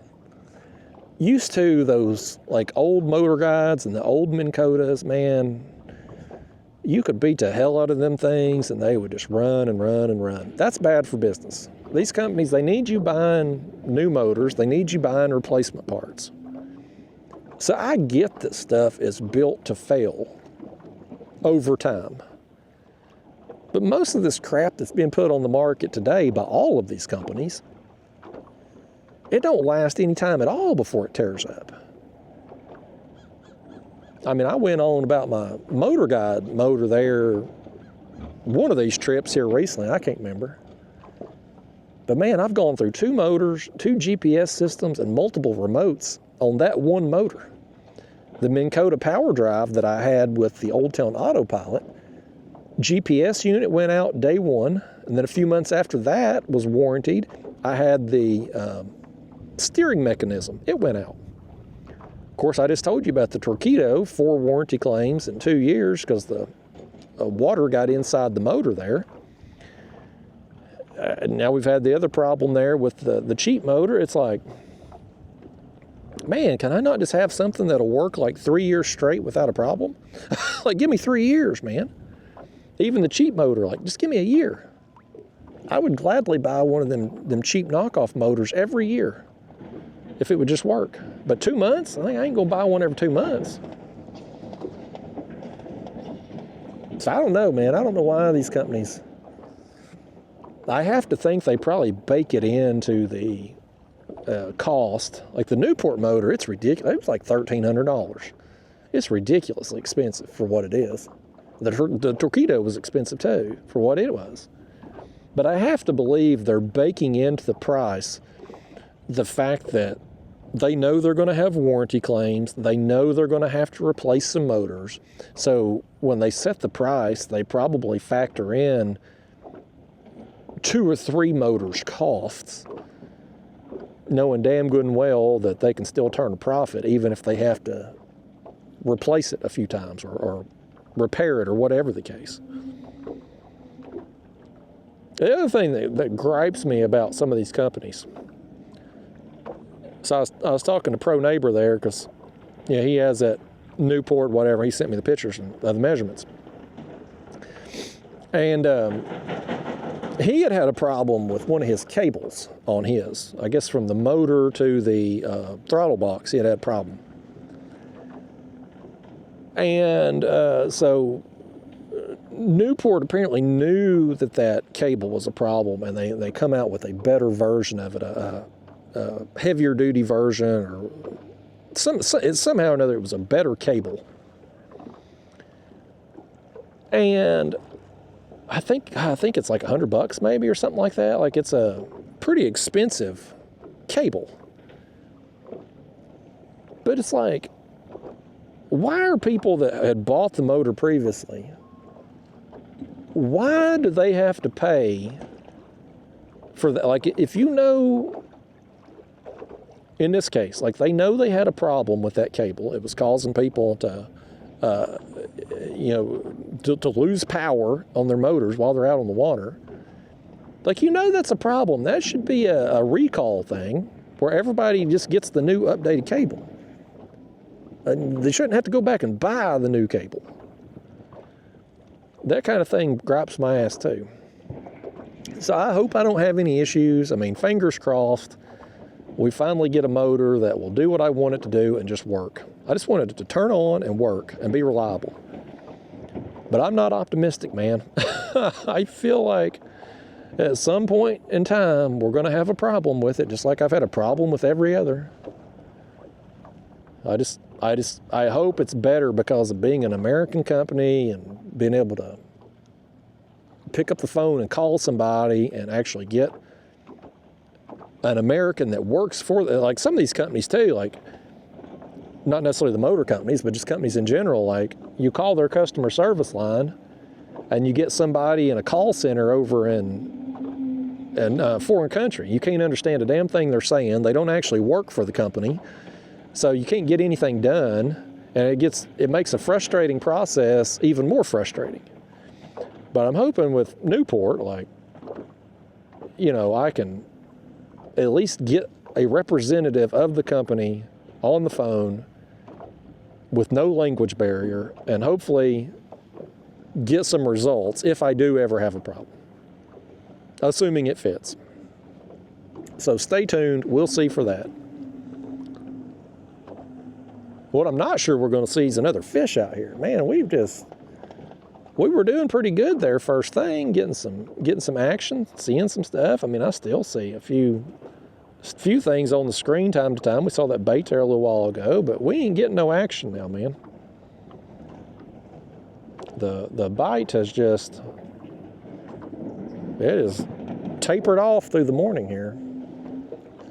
Almost wondering if we should got on the water earlier today. I had a pretty good haul from the house to get here, and then another about 20-minute run from where I launched at down to here. There's kind of, in this area of the river, there's the launch I used, which is the closest to here. It's about a 20-minute pedal or so.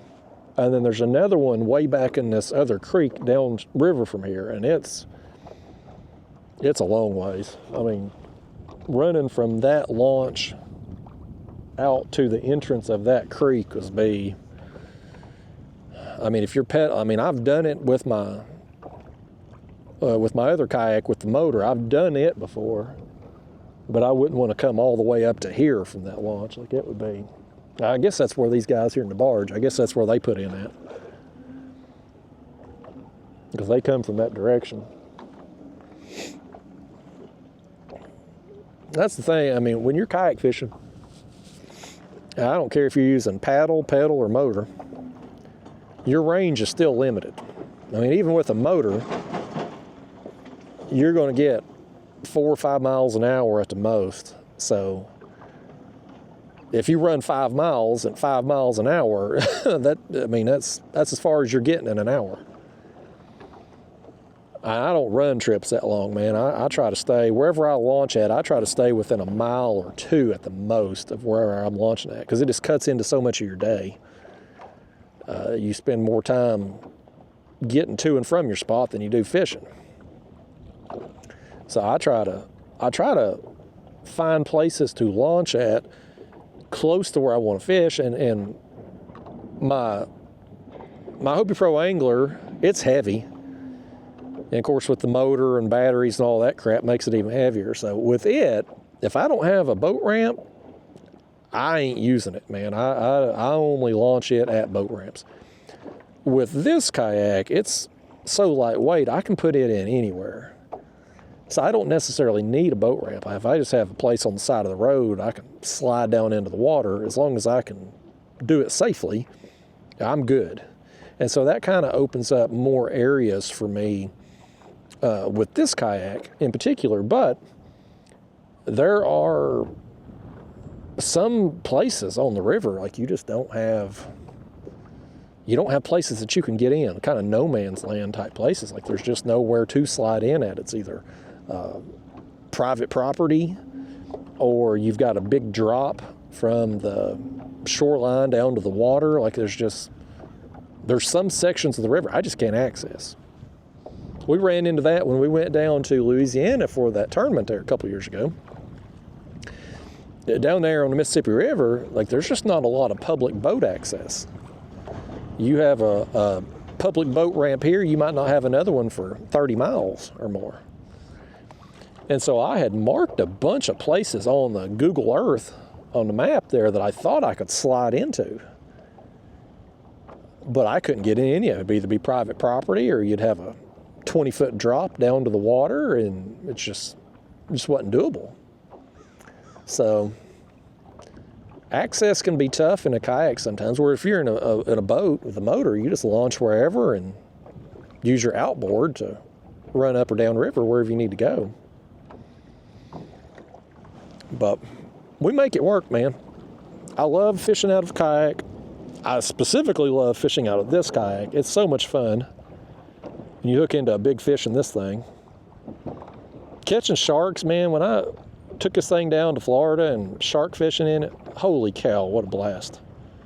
When you hook into something that big that can really tow you around, man, that's living, man.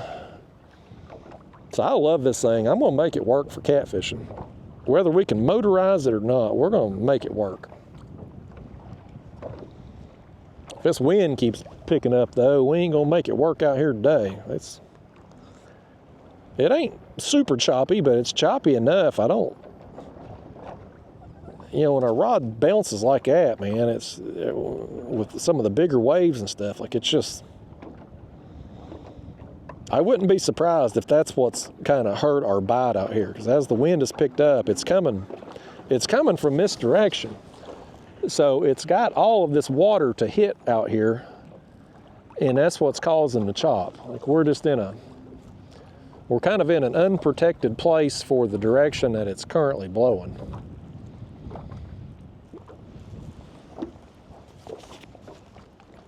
But that's part of it, man. This time of year, the wind's gonna blow. We into March now, so now I expect it. January and February was just unusually windy here, but as we get further into March and April, it's really good. We're gonna have a lot of days that just flat calm in the morning like it was out here today, and 30 miles an hour by noon. You just try to work around it best you can, try to look at which direction the wind. I've got that wind finder app on my phone, it ain't always accurate with wind speeds, but it's pretty good with wind direction. And so oftentimes I'll try to find places that are going to be shielded, whether it's like a hillside or something like that, that can provide me some protection from the wind and still be able to go fishing on the windier days. But you kind of, even in that situation, some of those places you're kind of limited on what you can do. Like if I find say a point that's protected and I can set up, well, I can anchor. But if you try drifting or trolling dragon baits or something, you're going to cover so much water that you're eventually just you're going to run back into the wind. So it definitely handcuffs you, but I would rather it be warm and windy than miserable cold and no wind. Like I'll take the warm temperatures. It still don't feel as warm as I'd like it to right now. I worked up a little bit of a sweat pedaling down here, but once I got settled in and then the wind started blowing, I got a little chilly again. I'm glad I didn't take the hoodie off. I thought about it. I'm glad I didn't. Look here on the screen now. Look at all this. I hope you can see that. I got to clean this screen. But there's a whole school of bait right there, right on the bottom. It just, either there ain't nothing around it right now, which I find hard to believe, or us bouncing up and down is preventing the bites. There goes Bass Boat again. He wasn't back there very long. He was at least a nice guy. He waved and he done the courteous thing to go around us instead of cutting between us and this barge. When he first come down through here, it looked like the direction he was going. Then he swung out, so he's an all right fella. I'm glad he didn't stop and me have to talk to him though. The guy on the barge was nice, but I just don't, man, when I go fishing, I just want to be left the hell alone. At least when I'm on the water anyway. Now, if somebody at the boat ramp, if they know me, if it's somebody I know, or maybe somebody recognized me from YouTube, I'll talk to them.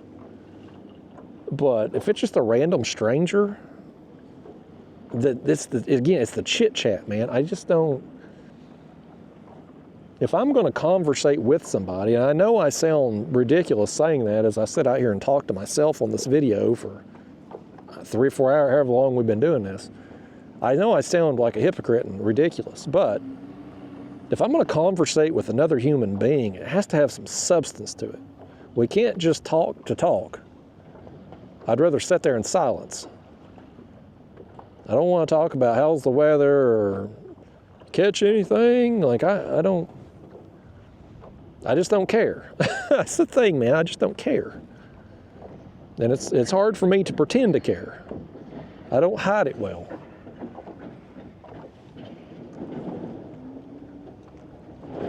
We really kind of worked out though. I mean, I'm doing this on a weekday, so we've only seen 2 boats and the barge, and we got lucky with the barge over here too, because they it's like, oh my God, it's going to be so loud. But it's really, I mean, even me being 100 yards from them here, like it's really not It's really not that loud. They're almost done too from the looks of it. I don't know how, they might have to get another load, but like they've made pretty quick work of it. These guys over here actually work. Y'all may want to hire them because you know how hard it is to find somebody that'll actually do their job.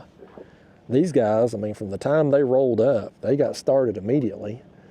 One guy's on the Bobcat. The other guy, he's over there picking up the rocks that have, I guess, fallen away from it and tossing them up there.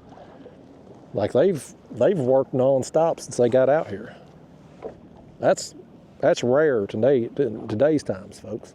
And you know what I'm talking about too. You can't find anybody worth a damn to do anything.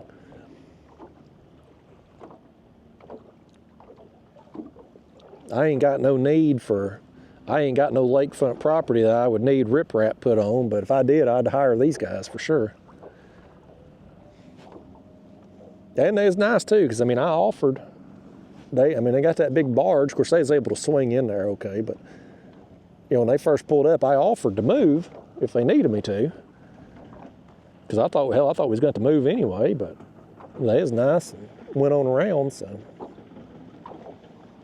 if y'all need, I don't know who the hell they are, but if you need some riprap work done, that's the guys you want right there.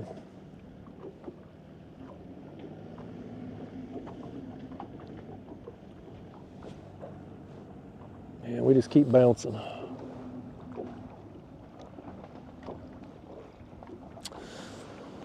I'm kind of curious, because I don't know that I'm going to be any more shielded from the wind. In fact, I know I probably won't be. I put in up here upriver, but the way the wind's blowing, it's going to be right across through there, right across the channel. I was thinking my way back, I may stop and fish right there near the launch where I put in at and see what's going on there. I wanted to come down here because for two reasons. One, this area looks good on a map because you've got this creek that dumps into the river channel on a river bend. That's always, anytime you got a creek on a big river bend, that's a prime place. The other thing here, which again, you got this point and you got this hump and it kind of converges.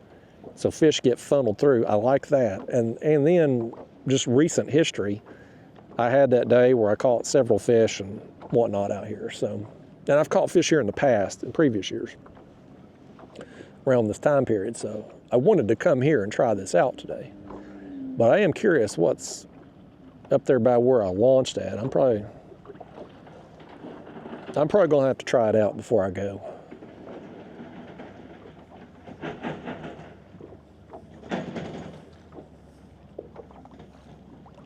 I'm probably going to get out of here in just a little bit anyway. Make a run up there, fish there for a little while. Because, I mean, I don't think this wind is going to slack off any through the afternoon. As the temperature heats up, I'm sure the wind is going to continue to roll. And as long as it's coming this direction, we're just going to bounce more and more. I just, with the amount of fish and bait we continue to see on the graph, I just have to believe this bouncing is affecting our bite. I don't think it's a bait issue because we've got gizzard shad and crappie on. I just think it's more of the one thing that's changed, two things that's changed. One, we've got later in the morning, and I think that can affect the bite, especially if it's like a feeding window type thing. But right now, I wouldn't think that would be the case. And two, with the sun getting higher overhead, sometimes that'll be an issue. But I don't think it is out here today because it's been cloudy and the water clarity is kind of dingy from the rain we had recently. So I don't think that's playing a factor.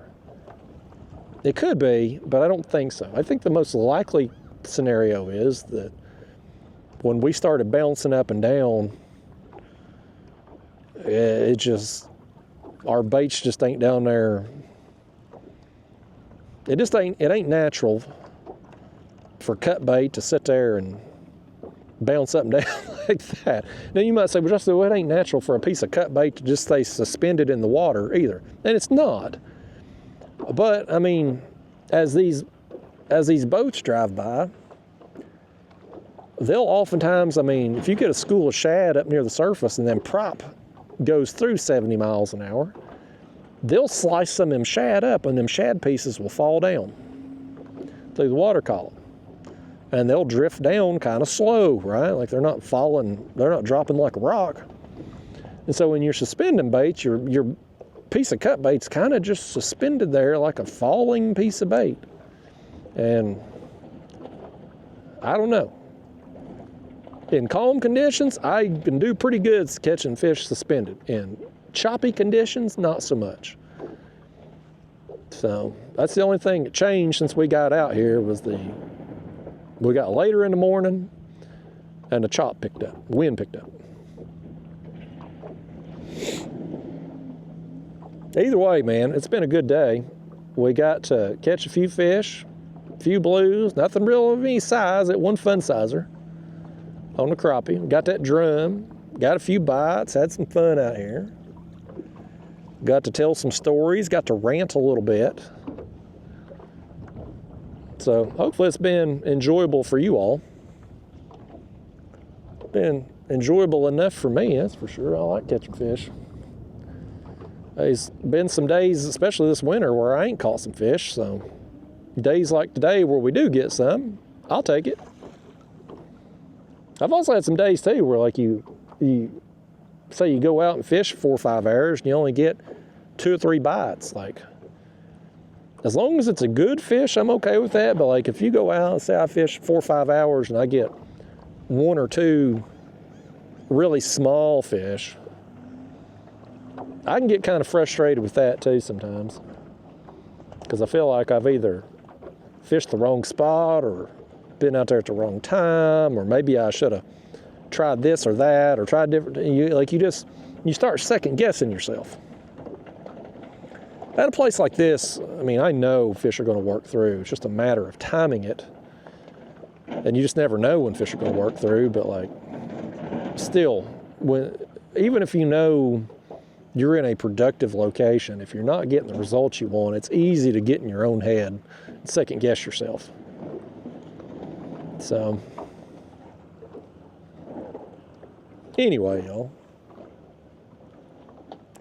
what do you say we get out of here? You want to wrap it up? I want to go up here and check out the launch. I'll probably do that off camera since this video's went so long anyway. I'll fish there for 30 minutes or so, see if I get bit. And yeah, probably just wrap this crap up. So again, y'all, thanks for coming with me today. Thanks for listening to me rant and tell stories. And if you've made it this far in the video, there probably ain't but 2 or 3 of you that has. But thanks for what you do. I'll see you next time.